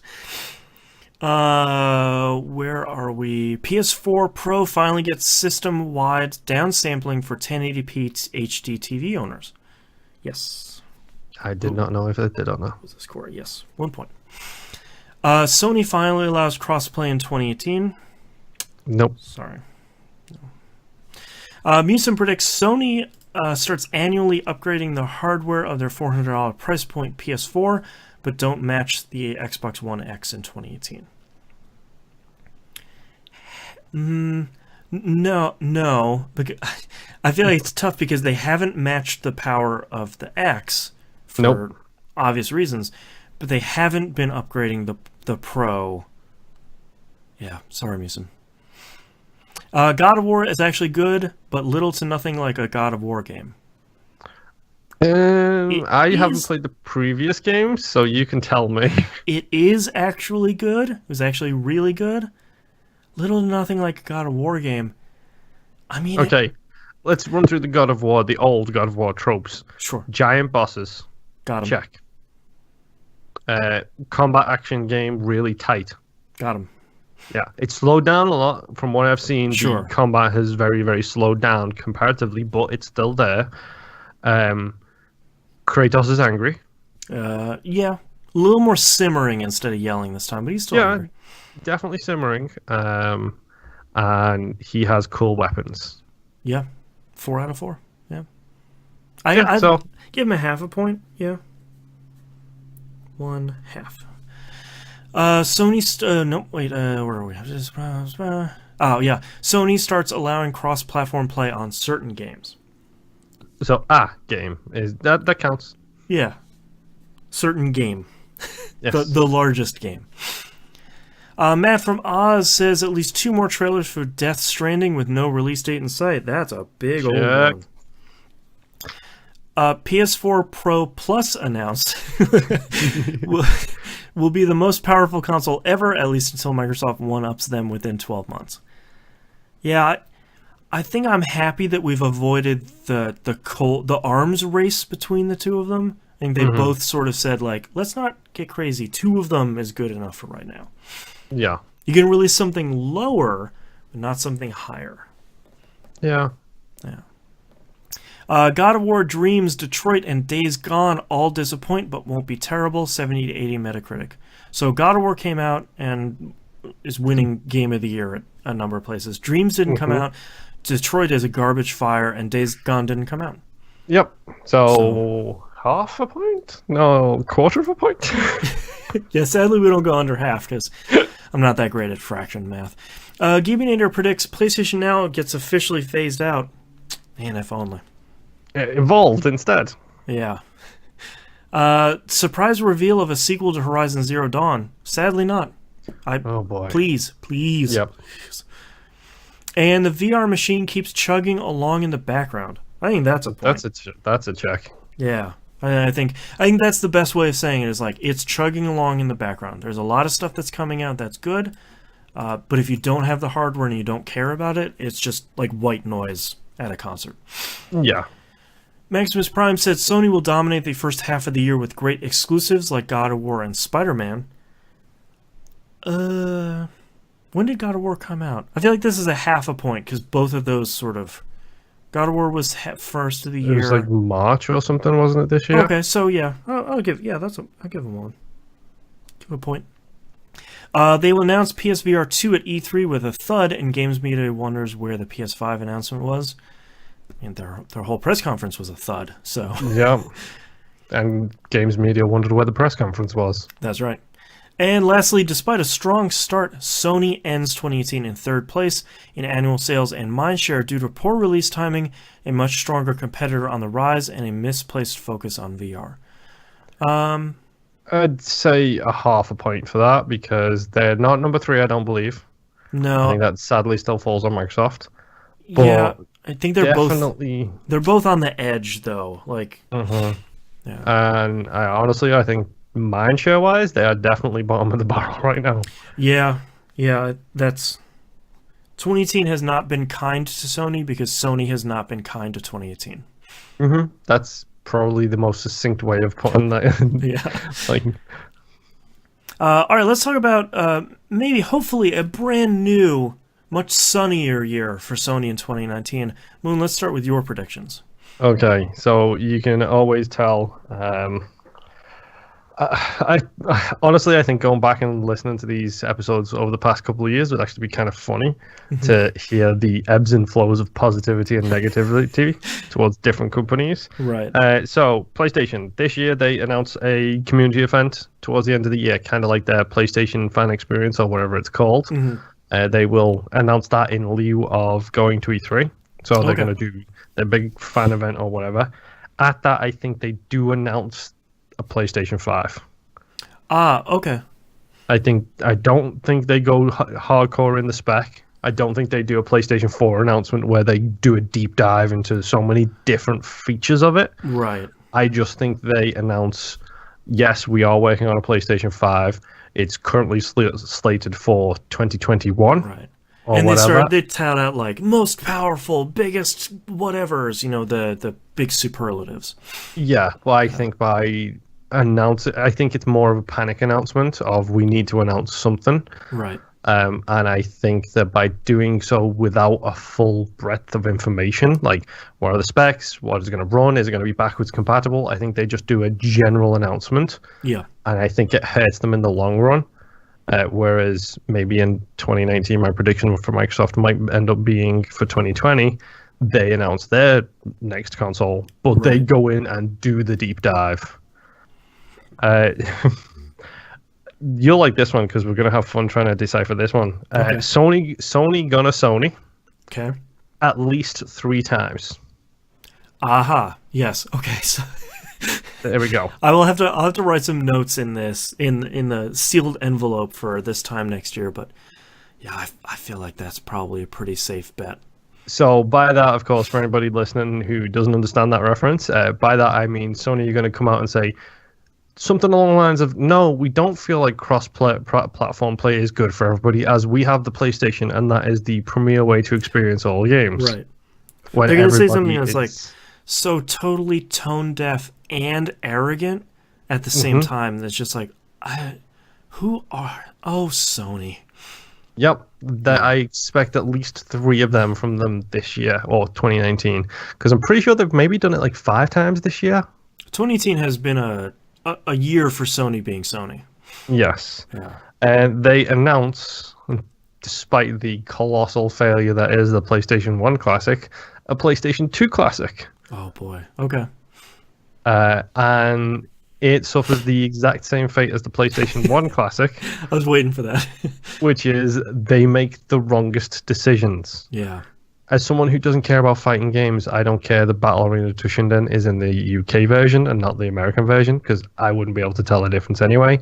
But when you're aping to people's nostalgia, you are dealing with people who will know what they are talking about. Right.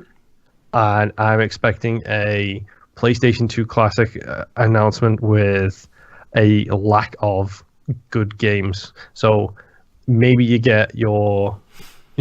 maybe they release FIFA 12 for the console, and the Egg JRPG that I loved so much, which is all about raising monsters. Yep. But they make the wrong decision again in regards to what games they put out on the thing. Or it's like full of games that already have HD remasters that are good. Where it's like Final Fantasy 10 and 10-2, and it's like, no, but I got those over here.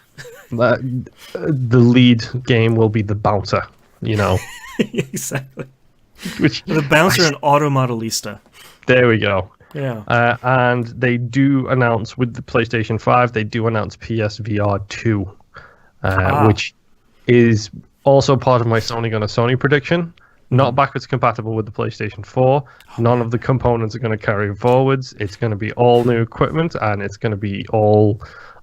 Basically, it's not going to travel backwards. It's only going to travel forwards. Taking advantage of the pure power the PlayStation 5 platform has to offer, ...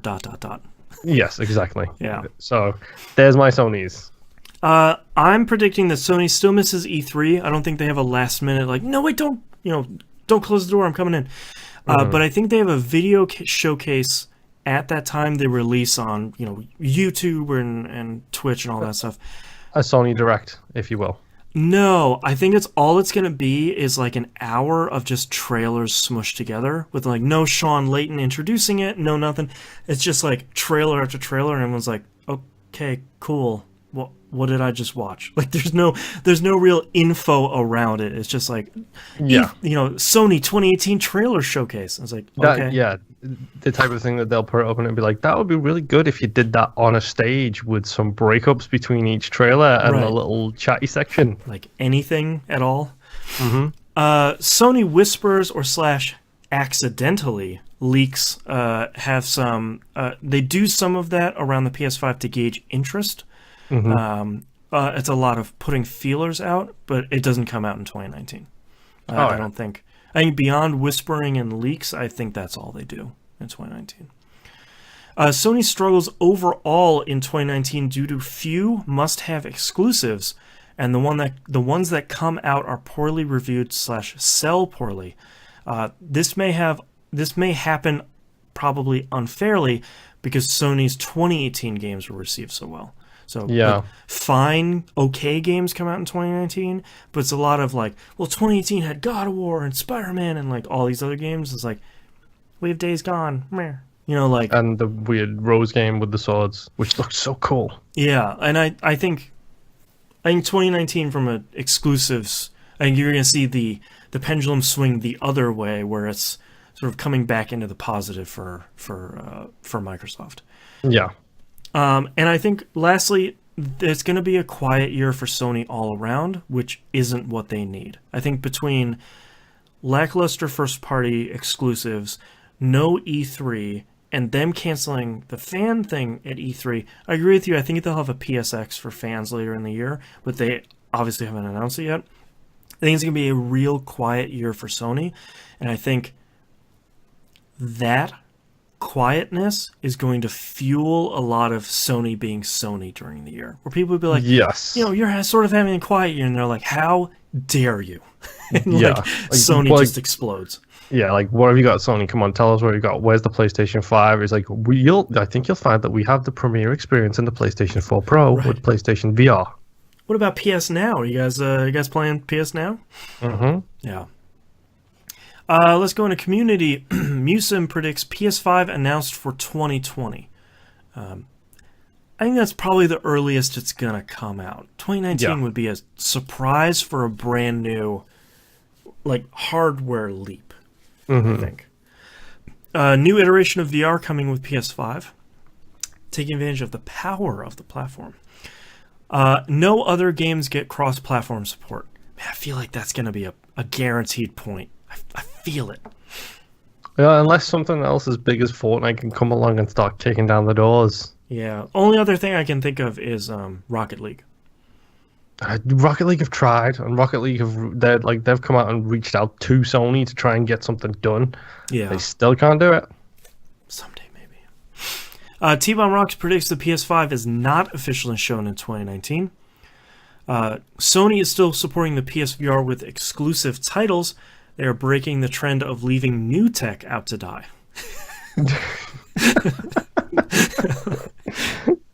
That's a really great way to put it. Mm-hmm. And another Ratchet and Clank game is announced. Please. Yeah. I need it. Isn't Ratchet and Clank, is that Naughty Dog? Yeah, yes. Yeah. Because it was Ratchet and Clank was Naughty Dog and Jak and Daxter was Insomniac. Correct. Yeah. Microsoft, buy that studio. There you go. You can put out another Jak and Daxter game. Batch it and rank, just in case Sony own the copyrights. It's just a large robot and a small marmot. They just reverse it. Yep. Servo says name change beta goes bad, remains a delayed mess. I feel like I can give you a point now. Yeah. Quiet year with another PSX cancellation. Mm-hmm. Yeah. Possible. PS Pro price drop and focus on one SKU.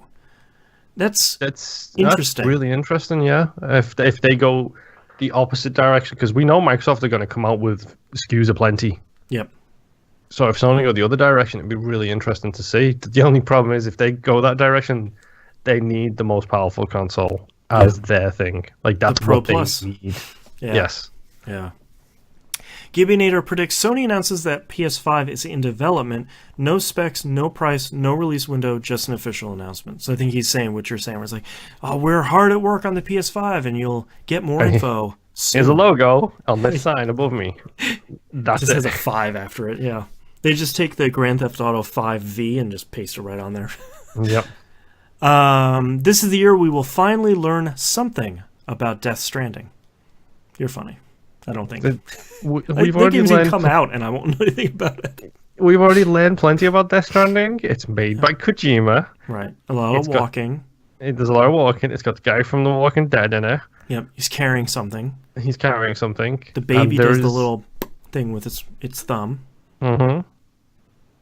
And that's what That's we it. know. So, I mean, why haven't you pre-ordered? What more do you need? Yeah, what else do you need? The PSN PlayStation Network breaks beyond repair under the strain of crossplay, forcing Sony to build their online architecture from the ground up. You know what? The worst thing is, I would actually love to see that happen.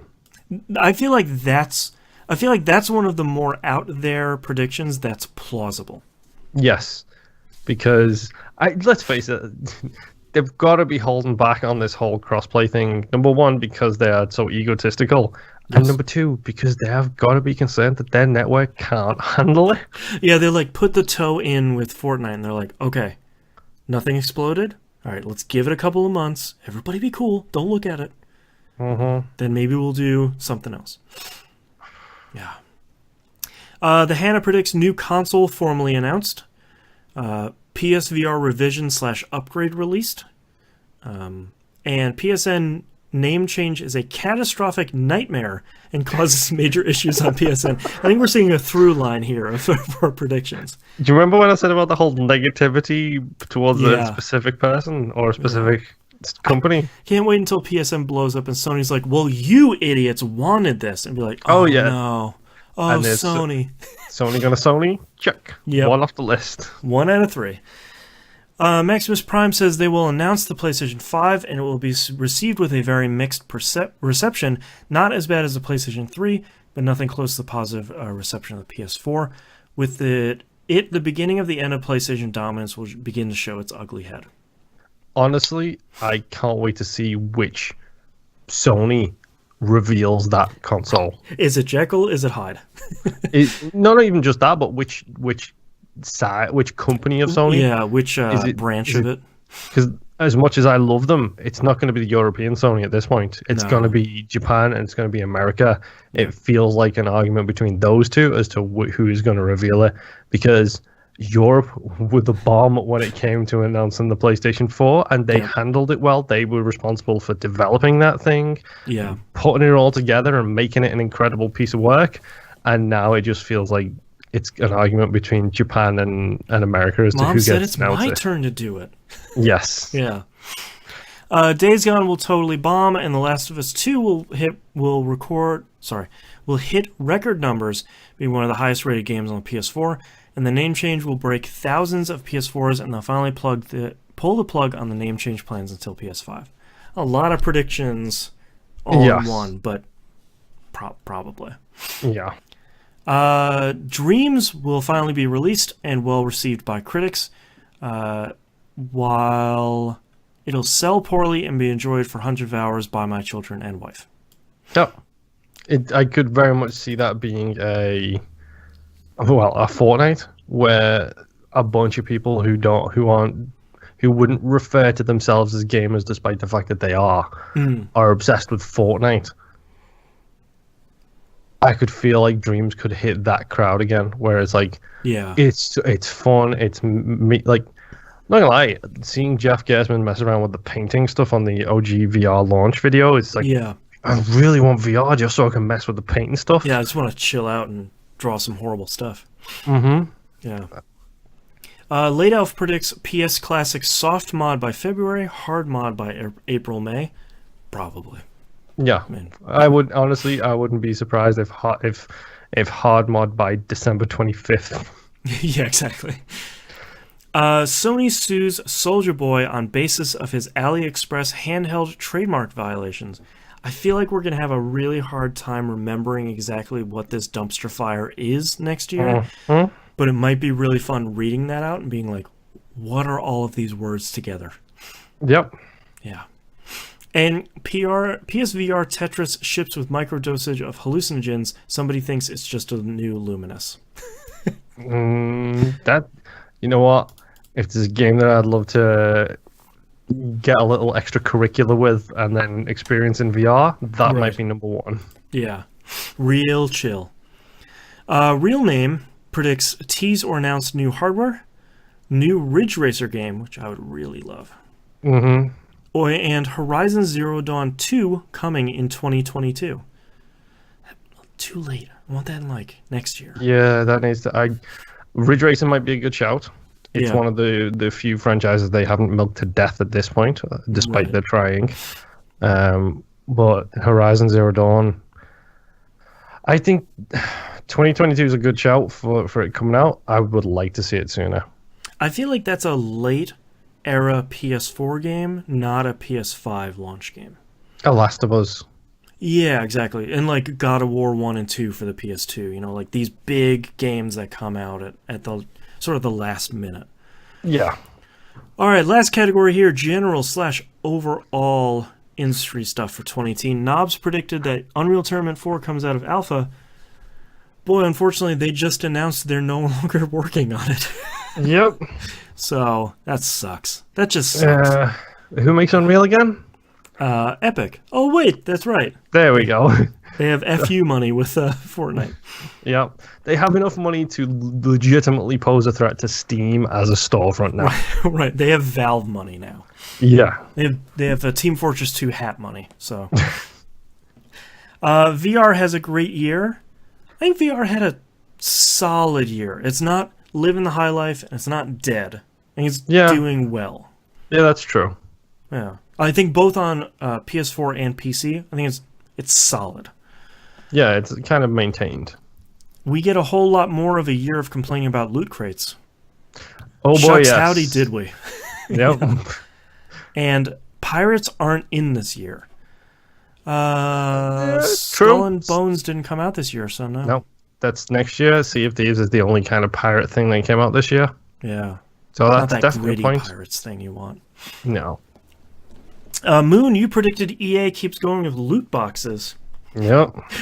Wow, yeah. Oh, boy, did everybody else join in at the same time as well. Yeah, your next prediction was Ubisoft tries to go for loot boxes. When did For Honor come out? That was... was that last year? For Honor has had a really tough time. Yeah. But they did do that for... no, that was Weeby for...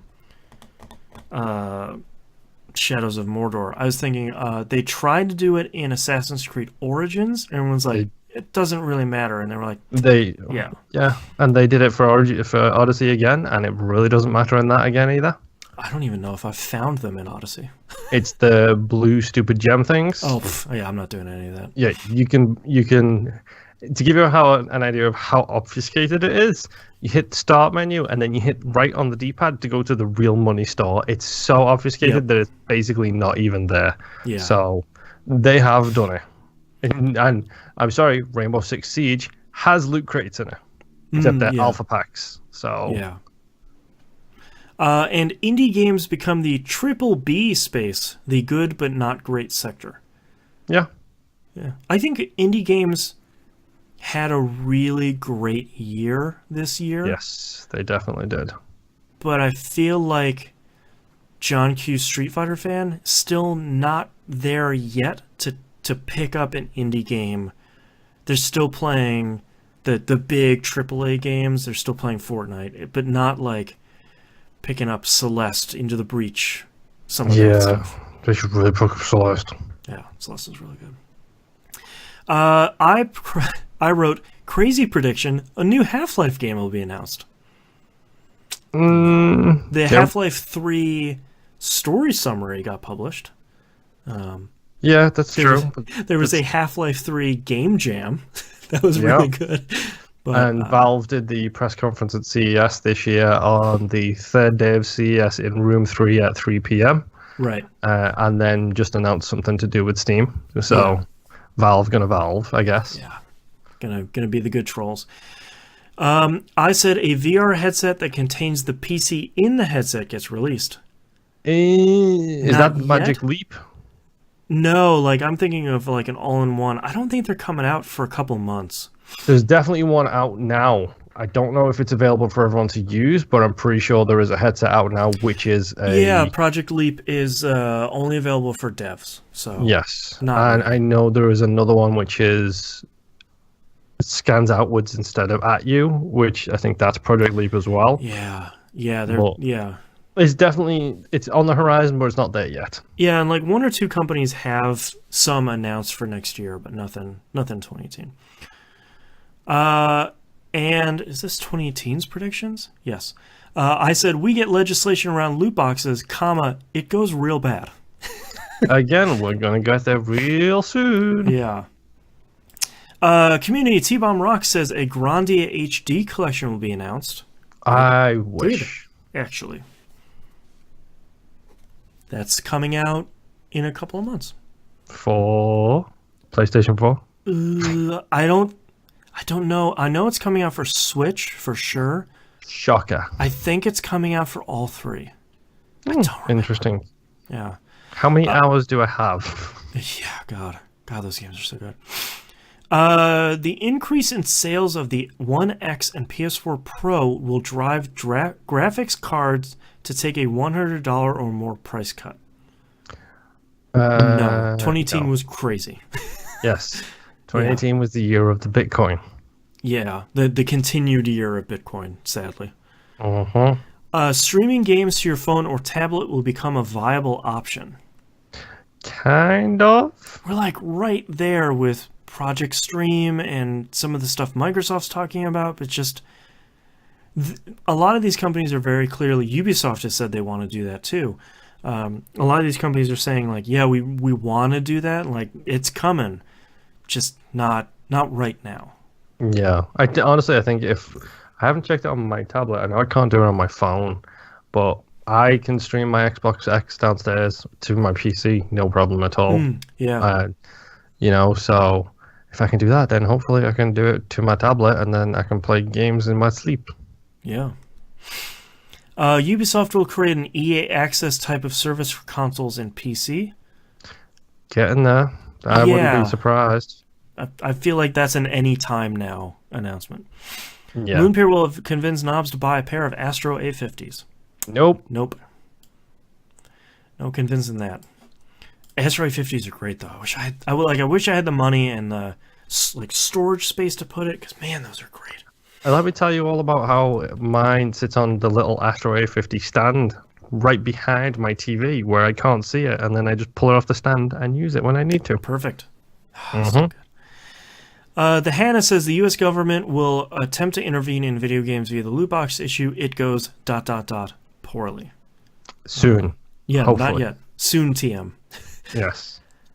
The creation of an alternative to the ESA will be discussed, is embraced by indie devs.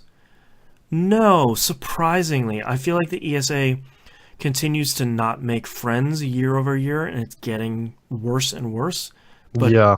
No one's there yet. I think also, I realize that this is going to sound poor, probably. I think indie devs being small teams as well, they're not multi-billion companies or multi-million companies, so they don't have the need for somebody, because the ESA exists to go to court and fight legislative battles, right. And lobby and all that, and for the video game companies.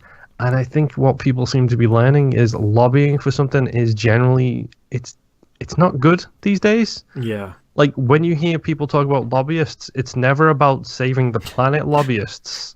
Our favorite heroes, the lobbyists. Who want... Apologies if you're a lobbyist, sorry. Yes, apologies, unless you're a lobbyist for one of those nasty companies, and you are. Yeah, go to hell. But let's face it, most lobbyists are there for very specific goals, which indie developers, I feel, can't they wouldn't necessarily agree what's best for everybody. Right. So I don't know. It's an idea, but I think it needs to be an organization that's not about lobbying and going to fight those legal battles. Yeah. Documents leak proving that either Sony or Microsoft are working on Switch-like version of their consoles. This is more of a wish. Come on, Sony. Sony, potentially. Sony, maybe. Yeah, there's been some whispers in the halls. Whispers. Yeah. That's my hardcore metal band name, Factory Whispers. Lord Kalmar predicts gamers and games media will stop caring about shrinking battle arena games, aka PUBG. Yeah, sorry, past Lord Kalmar, it got worse. Yep. I'm not one of those people that's like, oh, I can't believe people love Fortnite. Whatever. If people are playing games. That's what I'm happy about. No AAA will make as big of a microtransaction mistake as EA, but we will continue down the slippery slope. That's pretty spot on, because everybody's still putting them in there, but they seem to have slowly but surely not made them as obvious, shall we say? Yeah, EA continues to have naked greed, where a lot of other companies are sort of like, hey man, if you just give me a little bit of the money, come on. Like Activision wasn't great in 2018, but none of it was just as bold as EA has been. Yeah. Jess, aka Mrs. Moonpier, Remedy will finally announce their new project. Fingers crossed, Alan Wake 2. They did. Not Alan Wake 2, but they did. Yeah. At one point there. That was Twin Mirror, right? Control. Okay, Twin Mirror is the other company I really like. I don't remember. Far Cry 5 will cause a lot of anger. Man, did that thing land with just a wet fart noise? I think the thing is I think the anger hit before that game came out. Mm-hmm. Because you had about it. Yeah, and then by the time the anger settles down, nobody cares anymore. Yeah. Corey says, excuse me, at some point in 2018, specs for PS5 and Xbox 4 get leaked? Shockingly, no. Bethesda announces Doom 2 at E3 2018 and steals the show. They did announce it. I feel like that wasn't really the steal of the show, because they didn't show a ton. Yeah. Twin Mirror, by the way, is by Don't Nod. Don't Nod, yes, thank you. Perfect. Another company I really like. Crackdown 3 won't suck. Don't know yet. We don't know. Remedy announces new IP for both PS4 and Xbox One. Nailed it. Musum, Atlas gets sold to literally anyone besides Sega. Shockingly, no. Still with Sega. Speaking of Japanese developers that Xbox or Microsoft need to go and possibly look at. Microsoft, throw cash at them for Persona 5. Get Persona 5 on Xbox One. Yeah, just throw cash at them. It doesn't even matter. Just put it out on everything. Yeah. All three of the BattleTech games released to critical success. I think one of them came out this year, and it was a critical success.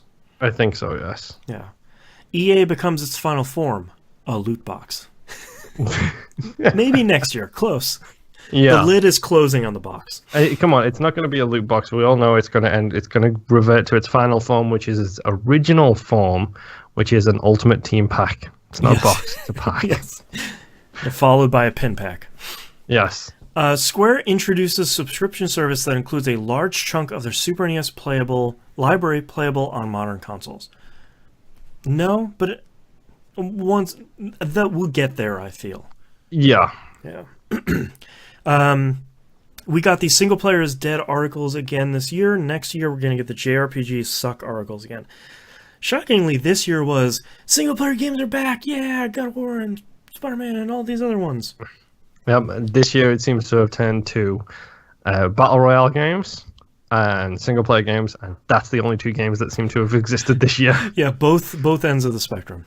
Mm-hmm. Matt from Oz says, excuse me, Bethesda/ZeniMax get into publishing multiplayer games or live service games because there ain't no money in single player unless it's Elder Scrolls or Fallout. Yeah, let's have a quick chat about Fallout 76. That's a big +1 on that one, because man, It's a multiplayer game, and it's a service game, Yeah. and That it has was- microtransactions. Man, that was a real look at the future from last year. The EU implements regulation that treats paid loot boxes like gambling, and the US looks increasingly likely to follow suit. It's a Not couple yet. of countries in Europe, I think, might have taken this. Or there's at least one country, Belgium, I think, I where think, is the one. Yeah, that's like, Yeah. hey man, if they got loot boxes, they don't belong here. yeah. So. Anthem is super successful out of the gate, but fans quickly sour as they realize it's just another empty MMO loot grind shooter that is missing the soul of classic Bioware games and is marred by pay-to-win mechanics similar to The Division. Not yet. It comes out next year. March, February? I think so. Yeah. We will see more games like Hellblade, Senua's Sacrifice, mid-tier indie studios that craft super impressive single-player games that don't need to sell millions of copies to turn a profit. THQ Nordic, that's their jam. So Darksiders 3 is probably a good example of that. When the CEO of that company literally said, "We ain't making $200 million games. We're going to make it for $50 million and sell it for what we can." I'm pretty sure that's exactly what they aim. I'll add another point for that because I feel like THQ Nordic's rise is that sort of high production value indie style game, and I think we're seeing more and more of them as the year went on. Excuse me. Smaller publishers like Devolver Digital and Tiny Build will explore subscription models like Patreon or Xbox Game Pass. I don't think they have yet. Have No, but man, Devolver Digital is just a powerhouse now. they? Yeah, I don't know how many people work there, but credit to them for. I apologize to Dave Lang for this, but it feels like they've nailed it where Dave Lang didn't, Yes. in wanting to be an indie game publisher as well as like developer and stuff like that. Like Devolver just made the right choices at every single turn. And they made 400 right choices this last year. Like, it's just, It's crazy. Gaming Era predicted Yakuza 3 to 5 PS4 Mega Collection announce. I'm going to give that a point because that was announced, but I'm not entirely sure how. I don't know if we can say it's a Mega Collection yet, but I mean, they got announced, and that's the important part. Yep. Loot boxes abandoned in favor of a subscription model. Pay a monthly fee, get weekly bonuses, all while keeping the horrible reward scaling and pay-to-win mechanics in place. Holy crap, did he get that right for Fortnite? I'm going to be a point for that one, because, man, the Battle Pass is literally the thing he just talked about. Yep, and that's also in Rocket League, and it's also in PUBG. It's also in Marvel Puzzle Quest. Is it in Rainbow Six Siege yet? I don't believe so yet. No. Probably soon. Yep. Yeah. EA loses the Star Wars license in the wake of the loot box scandal. I wish. Yeah, surprisingly no, but I feel like maybe Disney didn't care because that game still sold really well. Yeah, Disney probably didn't care because EA probably handed them a check with 9 zeros on the end of it and said, Right. "We're sorry for the bad PR. Here you go." Does this money help? Yes. We still don't have any idea what Death Stranding is. Yeah, that's a good plus one. Sonic Mania 2 announced will have more than 4 new levels. No, they announced Sonic Mania Plus, which was the DLC for it, that I think only added like 4 more levels. So, maybe not. Yay! Maximus Prime, we don't see a single game with paid loot boxes. Season passes and $100 edition games come back hard. I'm going to give it half a point. Yeah, the $100 editions and stuff like that are definitely back, but oh boy, a loot box is still out and about. The worst part is, now it's just both. It's just loot boxes and season passes and subscriptions and... It's even worse because it's all 3. It's the Gold month-to-month editions. pass, it's the ridiculous editions, and it's the loot boxes, and it's more and more moving away from the cosmetic style of things, which bothers me. Yes. It's moving more and more into things that will affect your gameplay. Right. And anybody who took that Anthem questionnaire and didn't answer severely disagree to the very first question on it, This guy you should be shot. Yeah. VR slides further away from the minds of gamers. Devs Stop making games for such small profit margin and install base. No, I mean, we talked about VR just being steady the whole year. I think it's just about profit margins, isn't it? It's like, can you make something within the requisite fields to make money back? Right. Games as a service hit an apex and huge struggle as the market is flooded with poor games in the genre that don't have a financial model to support them since Battlefront 2 killed paid loot boxes. No, I feel like games as a service might have gotten a huge blow struck to it with Fallout 76. Yep, and probably Destiny 2. And that's no offense against Destiny 2, but... Yeah, God, Destiny 2 on launch. I feel like that's been a 1-2 punch against games as a service this year, but I don't feel like either one of them, nor the two games together, put the stake in the heart yet. Yes. It's close with Fallout 76. I think the problem is as long as you've got those making bad examples, you've always got the good examples of Warframe, Elite Dangerous. These are games as a service games. Division, and they are doing things really well. Yep. Rainbow Six Siege. Yep. Yep. I think you need every single one of them to turn negative, and then we might see the end of it. Right. After a couple more years of just milk and everything. Yep. BioWare actually surprises everyone as Anthem releases and delivers on everything Destiny was supposed to, but didn't. Not yet. Just carry that over for next year. The first $75 standard price AAA retail games enter the market. Everyone flips out and still buys them. It's going to be if that happens, which it didn't happen this year, but if that does happen, it's going to be the game that changes it to a $60. Right. And that's Call of Duty. Yes. Like, it's one of the only games that has the clout to be like, hey, we're $70 now. Right. Deal with it. Right. Deal with it or don't play it. Mm-hmm. All right. General overall predictions for you, Moon, for 2019. Okay. I almost started reading my looking forward to list then. Not that I'm hoping to get this over with soon. Okay. PUBG struggles a lot. Okay. And unfortunately vanishes. Like, it just drops so far off the radar, it basically might as well not exist anymore. Okay. Yikes. It's a fine game. The devs have suffered because look at how quickly Fortnite is updated, and look at how quickly I have it installed on my phone. I swear to God, once a week I get a new patch for it, which is great. You do, because I get that on the Xbox. I used to have it installed on my PS4, so I was sick of that. Yeah. So PUBG, I think, is gonna go away. I do think Fortnite will die down a little bit this year. Sure. In regards of its domination of the world. People get tired of it, maybe. Yeah, but I don't think anything's going to come and take its place. Yeah. Like, it's not going to be Minecraft to Fortnite to something else. I just think Fortnite will simmer down a little bit. Yeah. I apologize for this one. Destiny 2 continues to disappoint. Sure, yeah. I mean, as we're recording this, pulling the curtain back a little bit, we haven't talked about the annual pass on the proper show yet, but sure, probably. Mm-hmm. Steam still doesn't make sense, which is to say it continues on really bad ideas with its everyone's in. No, now these adult games aren't in. Now certain people aren't allowed in, and so on and so forth. Yeah.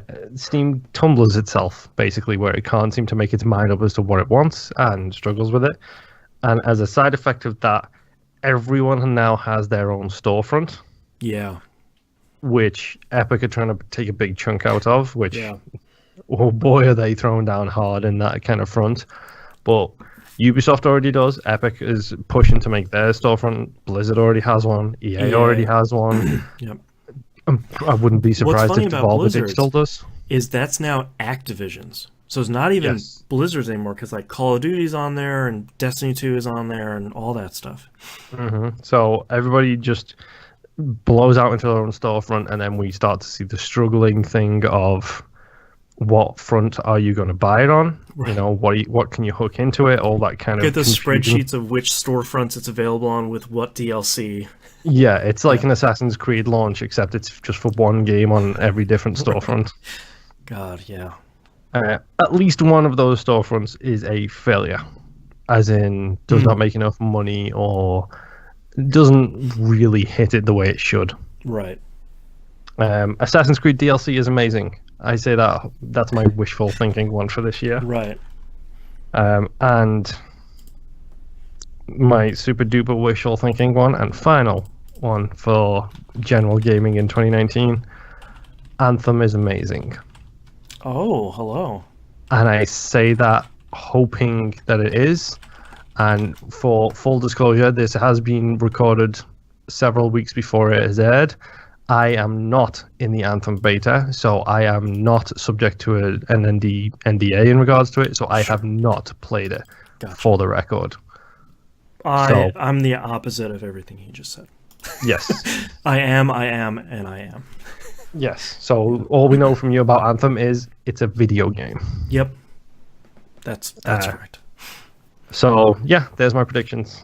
I predict that Atlas is going to do something really foolish this year that causes major and irreversible backlash.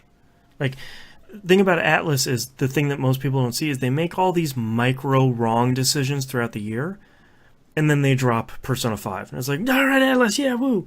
But I feel like something in 2019 they're going to make the wrong decision about, and like that's going to be the last straw for so many people.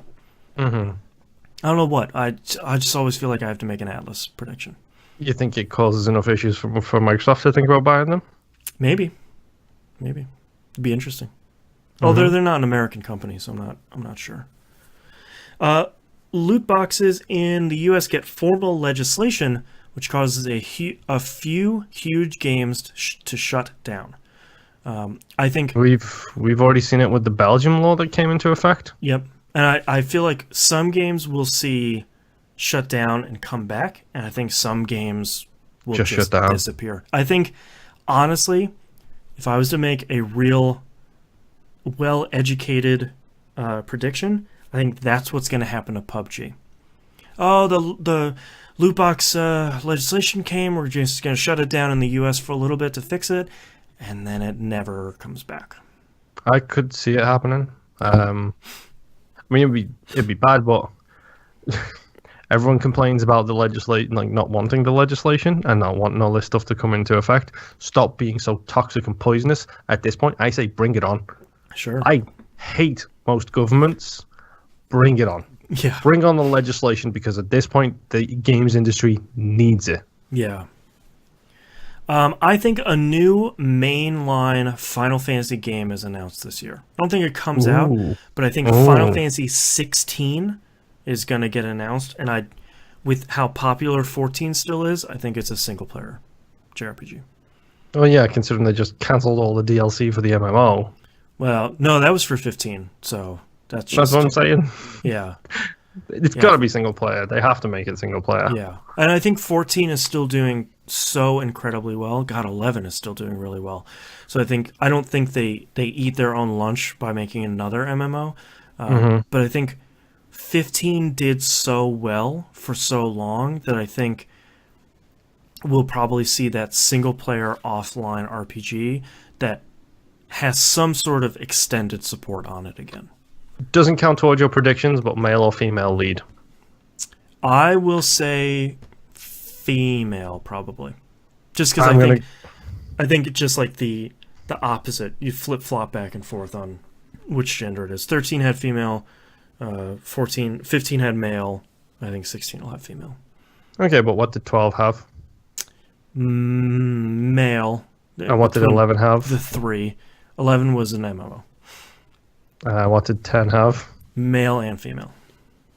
No. Zidane was the protagonist of that game. It's a male with a monkey tail. Well, but no, that was 9. 10 is Titus, but Yuna in the 10 too. Okay, I can kind of let you off with that one. Okay, so that's a dual one. What about 9? Male. 8? Male. 7? Male. 6? Female. 5? There are 4 main characters. Okay. 2 and 2. Well, we'll stop there. Yeah.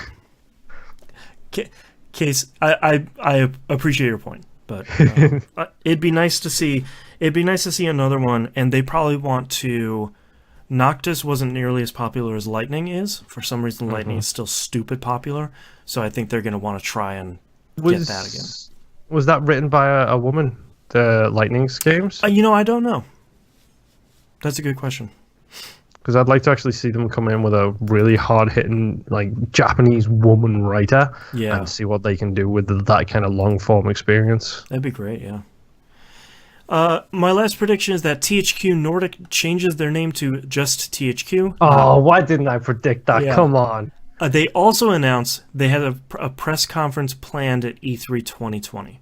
So I think it's too late for them to slip in Sony's. I'd love to see if they could for Sony's 2019, where it's like Microsoft, Nintendo, THQ, Bethesda. Like, just get real weird with it. But I feel like there's not enough time. Honestly, I'd love to see them do it at this year, like 2019's E3. Steal Sony's spot, steal their booth space, steal the press conference. We live here now. And then at the end of the press conference, like, have it set up so your booth is like THQ Nordic or whatever. Yep. And then at the end of the press conference, like, have an eraser come on and delete the Nordic section and then remove the Nordic from the booth. It's like, just THQ. Mm-hmm. That'd be great. All right, let's talk about community predictions. And then we will, before we talk about our most anticipated games for 2019, we'll crown the most correctest, who I just did the math for down here. Musim says Persona 6 announced.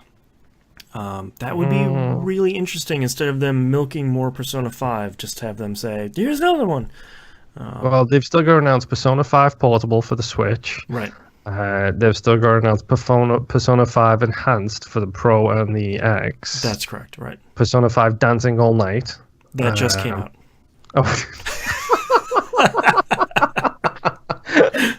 It was like dancing under moonlight or something like that. That's actually really good for that game as well. Yeah, it's really good. Okay. He doesn't think there will be any new announcements of Shin Megami Tensei 5. That's the Switch exclusive SMT game. Yeah. He's probably right, but I really want that to come out because that's going to be really great. He predicts Anthem bombs. That's it. So I hope he's wrong, but it's always a possibility. I feel like Anthem's going to go one way or the other. Either it's going to be Game of the Year, or it's going to be like, gosh, remember when EA tried to do that Destiny thing? God, now we have 2 bad Destiny games, right? It's the Crackdown 3 thing all over again. It's like there is no middle ground. No. You will love it or you will hate There'll it. There'll be like a couple thousand people playing it and being like, it's pretty okay. I have fun playing it. And everyone else is like, yeah, man, I'm good. Cyberpunk 2077 does not release in 2019. Honestly, I expect that as a 2022 at this point. Yeah, I feel like we have a 50-50 chance of it releasing every year from here on out. Like, either it's going to just... They worked on it gangbusters and it's done, and it's coming out this year, or any time now between now and, like, 2022. Yeah, plus it's CD Projekt Red, so... Yeah, who knows? Universal accounts for Warframe will happen. Parenthetically, no, it won't. My prediction is it will. So, if only. I really do wish, because I'd love to be able to jump from my PlayStation over to my Xbox and have the one account across all devices. That would get me playing so Warframe. Much fun. Because I could play it on my Switch in bed, like do a couple of quests. I could play it on my PS4 or my PC. Yeah. Also Destiny 2. That would be really great. Cough, cough. T-Bomb Rocks predicts Ubisoft creates a Game Pass / EA Access type subscription service. Probably. Yeah, Ubisoft had the library for it. Yeah. Walmart creates its own game development or publishing division. Interesting. Could see it. Yeah, of anybody, I could see that. Amazon already has Amazon Game Studios, or I think that's what it's called. But yeah, Google has it. Google has it now, yeah. I could see Walmart being big enough to at least try it. Put out a couple of games. I'm just trying to think of what games they put out, and the first thing that popped into my head was Agatha Christie's The Customers of Walmart, where it's an object-finding game set in Walmart. That'd be really great. The price of SSD hard drives continue to drop in price. Probably, yeah. Digital game sales as a whole overtake physical game sales. Maybe. Yeah, I could see that, considering we're hearing less and less numbers physically because nobody wants to talk about it because it's going downhill. Yeah. GameSpot announced a record loss of like $600 trillion or whatever this year. Yeah. Sorry, Yeah. GameStop, not GameSpot. Yeah. Konami announces a game in the Castlevania series, either new or remake. I never know what they're doing anymore. I don't think Konami knows what they're doing anymore. Yeah, that's fair. Bearded Lady says THQ Nordic is going to be the new Sony at E3 in a good way. I'd love to. Hopefully. And BioWare announces the new Dragon Age. They just teased it at Yeah. Game Awards, but No nothing. name, but she actually did. She did tell me to mention that she had actually posted that before the Game Awards She happened. had. That's fair. Yes. Yeah. So Yeah. Servo predicts continued crossplay teases / opportunities. Yeah, I feel like the general groundswell of support from customers is going to be you need to have crossplay, especially out of the gate. yeah, Does Anthem have that? I don't know. Interesting. I don't know much about Anthem because I haven't been paying attention to it. I've been deliberately ignoring it because I want to go in as blind as possible. No hype, no nothing. Let me get in and see how it goes. Give me that download. Mm-hmm. Servo says last year of E3. Oh, potentially. Yeah, maybe. I don't know. VR mostly remains a gimmick with no big releases. Yeah. I feel like I take issue with it being a gimmick because there are no big releases, but everything that's coming out has been so solid lately. I think that's the thing, though, is it's the difference between solid and big releases. Sure. Because, like, Moss is a small developer. Yep. It's a small game, but it's a solid game. Beat Saber is a tiny developer, really solid game. Tetris, that's a solid game, but it's technically not a huge release because, hey, it's another Tetris. In reality, who actually cares except for people who know who's developing it? Right. You know, it needs Resident Evil 7. It needs it needs your big big releases. Games. Yeah. Gabinator predicts Jump Force manages to subvert expectations and is actually pretty good. The worst thing is I'm avoiding this game like nobody's business because I'm so secretly hyped for it. I've got this little Shonen Jump bubbling up inside of me, and I just need it like now. Yeah. Bethesda announces the nuclear option, pun intended, for Fallout 76, pivoting to a fully free-to-play model in an attempt to bring back the player base. $20 off within the first 2 weeks of that thing coming out. Yeah, that's not uncommon for holiday sales, though. I don't know if that's indicative, but I feel like free-to-play... I feel like if March comes around and they haven't gone free-to-play yet, the game is probably just put out to pasture. Yeah, and at that point, I'll be honest, they probably deserve it. Yeah, not a great year not a great month for Fallout 76. No. Capcom announces Mega Man X9 to follow up on the relative success of Mega Man 11 and the X Legacy collections. I'd like to see that just to see what it is. Rapid Fire Yakuza releases from Sega. All 3 remasters and Project Judge will be out by year's end, capped off with a surprise announcement of a localized Yakuza Ishin. I want all of that. Yeah, I still haven't played any of the Yakuza games. I'll be honest, I kind of want them all right now, just so I can start one and play all the way through till whatever. Just keep it going. Yeah. And Disney starts buying up smaller developers again because it's that time in the cycle for them to get back into making video games. Yeah. Yep. In 2 years will be the time for layoffs. Yep. They'll buy them, they'll put 1 or 2 games out, and then they'll immediately start closing down studios again. Yep. What's Johnny Vignacchi doing these days? Oh, God. Yeah, thankfully not working for them anymore. He just announced what he was doing. I don't remember what it is. It was something really impressive. Cool. Yeah, I don't remember. The Hannah predicts THQ Nordic officially becomes just THQ. I like how almost all of us are predicting that. Steam loses significant market share to Epic. Yeah, that's really good based on their recent announcements. Yeah. Demon's Souls Remastered. Interesting. It's like the only one left. Yeah, kind of is, but it'd also be the hardest because it's a PlayStation 3 game. Yeah. And I feel like they would almost do Bloodborne 2 instead. Yeah. I feel like there's more clamoring for a Bloodborne 2. Bethesda abandons Fallout 76. Mm-hmm. Probably. We're seeing a lot of this. Yeah. And this one's a guarantee. Jeff Gerstmann remains a threat. Yes. Jeff Gerstmann is always a threat. Mm-hmm. Knife or bat, Jeff, it doesn't matter. He's a threat with both. That's right. Just a couple more here. Maximus Prime VR slips drastically as the $400 all-in-one headsets crash and burn as they hit the market. Yeah, 50-50 on that one. I'm not sure. PC gaming hits an all-time high right before the next generation of consoles comes into play.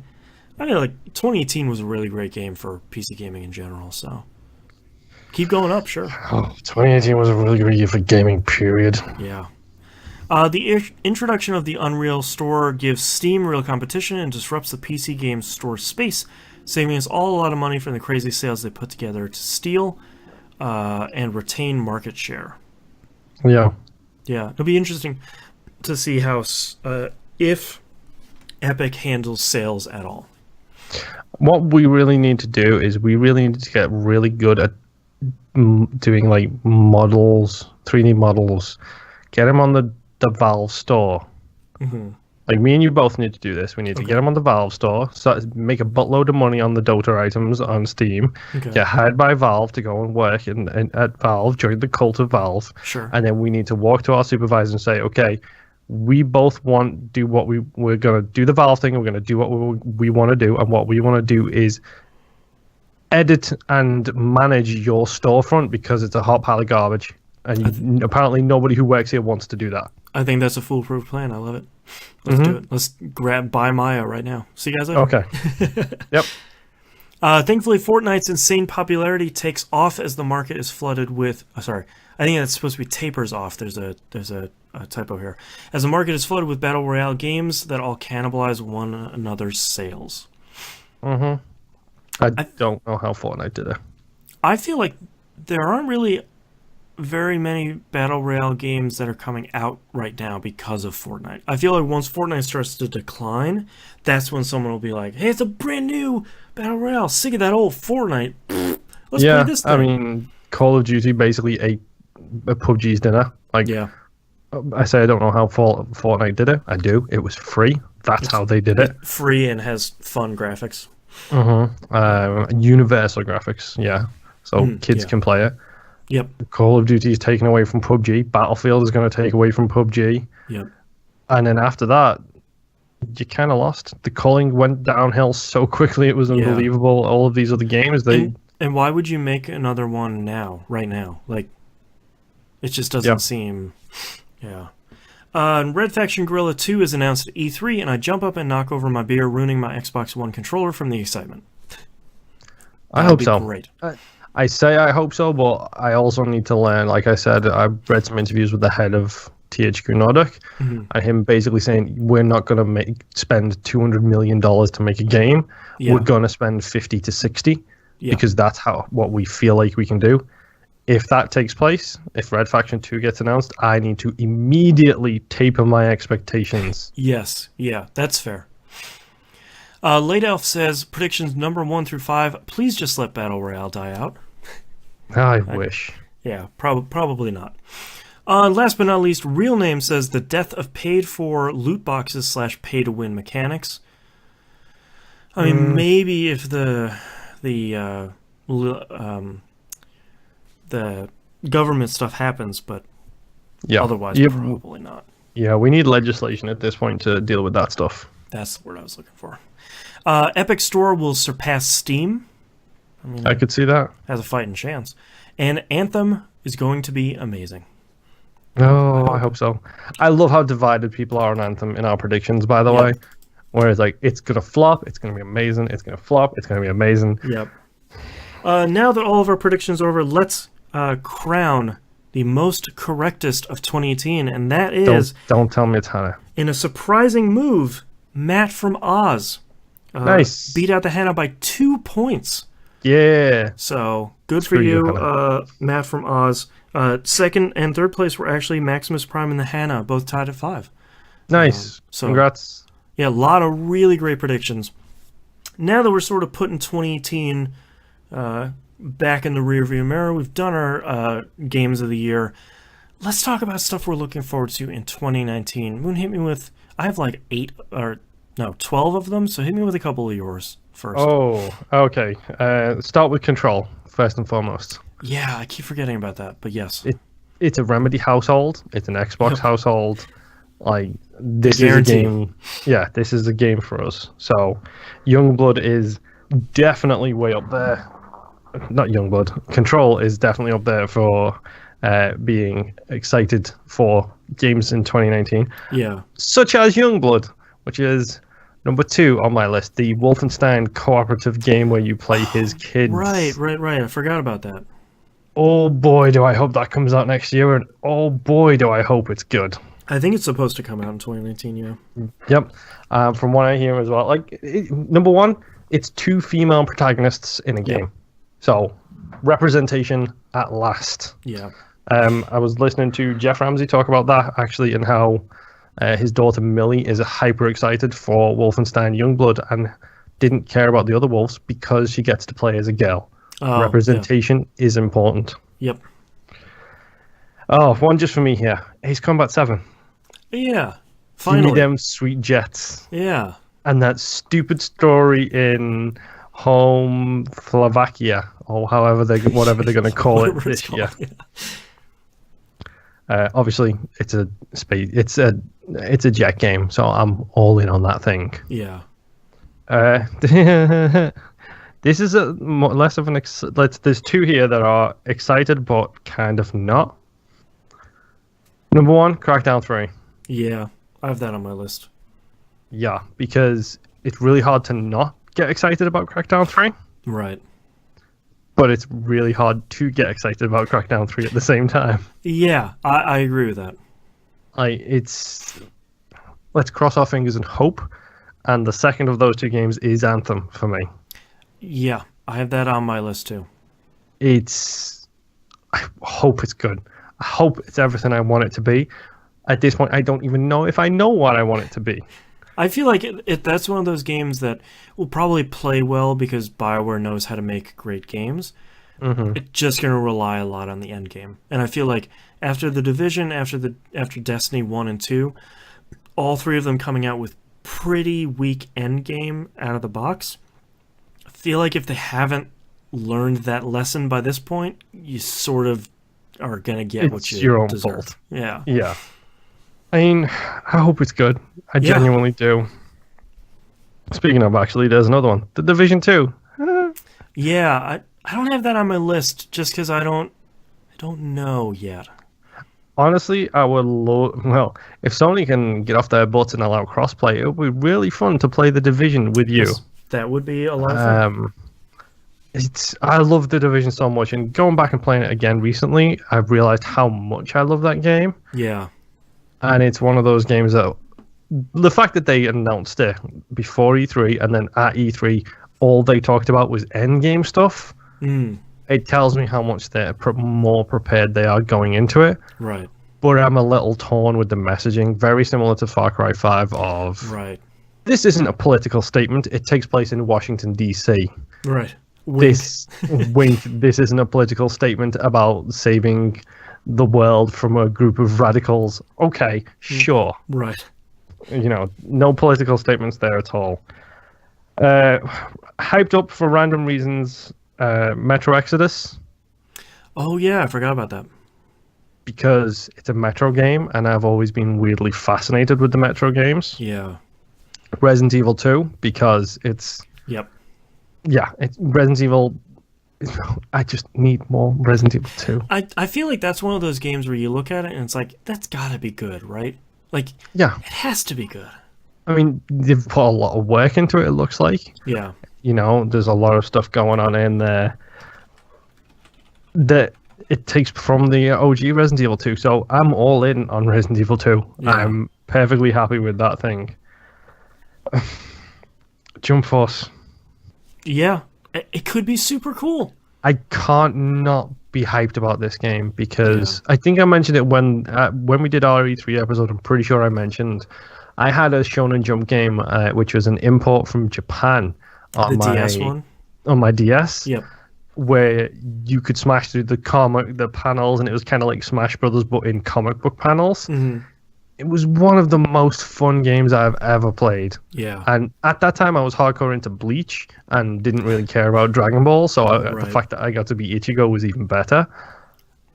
But oh boy, if they can nail this thing, I could see me like, if you're gonna make a Smash Brothers competitor and you're not Nintendo, sorry Sony, nice try and all, but that didn't get you very far. Yeah, no.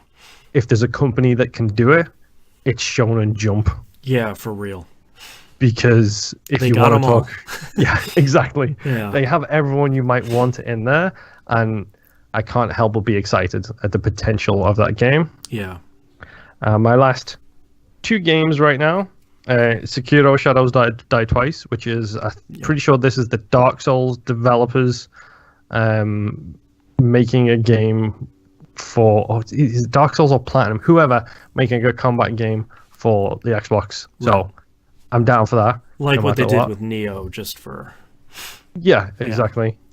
And my last game, I know you will understand, listener, please forgive me. Okay. It's Kingdom Hearts 3. That's number 1 on my list.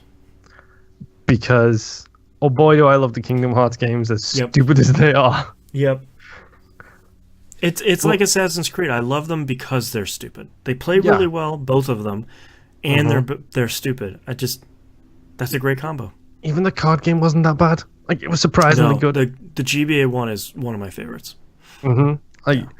Yeah, Kingdom Hearts 3. And I don't care if I've never seen like the Entangled or whatever the one with the new Rapunzel one is. Yeah. I don't care. It's got Winnie the Pooh, and if they put Tron in there again, I'll be even more losing my mind. Yeah, probably. Tron in 4K. Yeah. Oh. Man. The rest of my list, I have Kingdom Hearts 3, Crackdown 3, Anthem, of course. The Tales of Vesperia remaster. I've never played that game, and I believe I actually have it on 360. Probably, I've never played it. I really love Tales of Vesperia, and I'm hoping you can go home again, you know? Yes. DOA 6 is supposed to be released in 2019. Oh boy, yeah, and pre-orders Steelbooks as well now, so... I'm excited to see where they go with that. 5 was really good, and I feel like they could do a really great job of sort of evolving that game again, and I want to see where that goes. And didn't Mr. Boobjiggle leave as well, so... Yeah, he left after 4... So the fact that they're moving further away from that is great. Yeah, it's only good news. Toe Jam and Earl Back in the Groove. Yeah. Coming out March 1st. I should have known that would be on your list. Yep. I am... the more that they show of that game, the more that it looks like a sequel to the first Toe Jam and Earl, which is what we need. Yeah. And it looks really great. I did see some clips from the Toe Jam and Earl game with trees, and... Yeah. Oh boy, was that disturbing things to look at. Yeah, weird. Team Sonic Racing. There's another Sonic Racing game coming out in 2019, man. And I am pumped. Oh, speaking of which, actually, yes. Sorry, thank you for that reminder. Crash Team Racing remake. Yes, that's coming out in 2019, right? Yes. I'm in, 100%. Yep. It's probably the best kart racing game ever. I will agree with you. Yeah. Catherine Full Body might be coming out in 2019. I really liked the original game. I'm worried that it has not aged super well, and I'm concerned about the additional protagonist that they're adding in. But we will see, I guess. Yeah. I wrote Gears 5 ? I don't know if it's coming out this year, but I'm pumped about it either way. Yeah, they've shown a gameplay trailer last E3, and they've been dead silent since, so... I have Game Pass, so, you know... Guess what you'll get day one. Yeah, the level of investment is fairly low. The Medieval remake. There's another remake I need to play. Really excited about playing Medieval again, especially with camera controls this time. Yep. Yeah. And analog sticks. Yeah. My last I have Twin Mirror at the very bottom, just because I have Don't Nod has my Yeah. interest. It's your control. Yes. So I much also so that we have actually confused it earlier. Yeah. Also, my last one is Skull and Bones. Oh, you see, I'm really interested in it, but I didn't play Black Flag, so I don't Yeah, have that thing with the shippy combat stuff. I'm interested in Skull and Bones mostly just to see what the hell it is, because we keep getting like bigger and bigger trailers. And I'm still sort of like, cool, but what am I doing? What am I doing? Is it still a multiplayer-based ship combat thing? Right, because if that's it, then push those expectations all the way down. But Yeah, if that's it, then I know Boston is dusting your hands off and going, "I'm out," and then walking out the door. Yep, that'll be me in some future episode going, I'm out. And speaking of I'm out, my voice is nearly out, and we still have another episode to record. And it's so a big that one is too. 2.5 hours. Holy Christ! But that's actually our year. That's 2018. Thank you so much, everyone. Everyone who's been a patron. You've all made our Patreon is a wild success this past year. Everyone who's joined us on Discord, the Hannah for setting up the Discord server, big props to him. And everybody who's come and chatted with us and watched live streams, watched videos, and listened to episodes, thank you so much. 2018 has been an incredible year, and I know 2019, even if video games are garbage, Moonpear and I will have a great time on this show. Dude, we've still got 2016 games to play. So it doesn't matter how good 2019 is or isn't. It won't matter to us. All right, thank you so much, everyone, for listening. We'll see you all next year. Bye. And thanks for watching the video and sticking around for 8.5 gigs worth of video. Bye.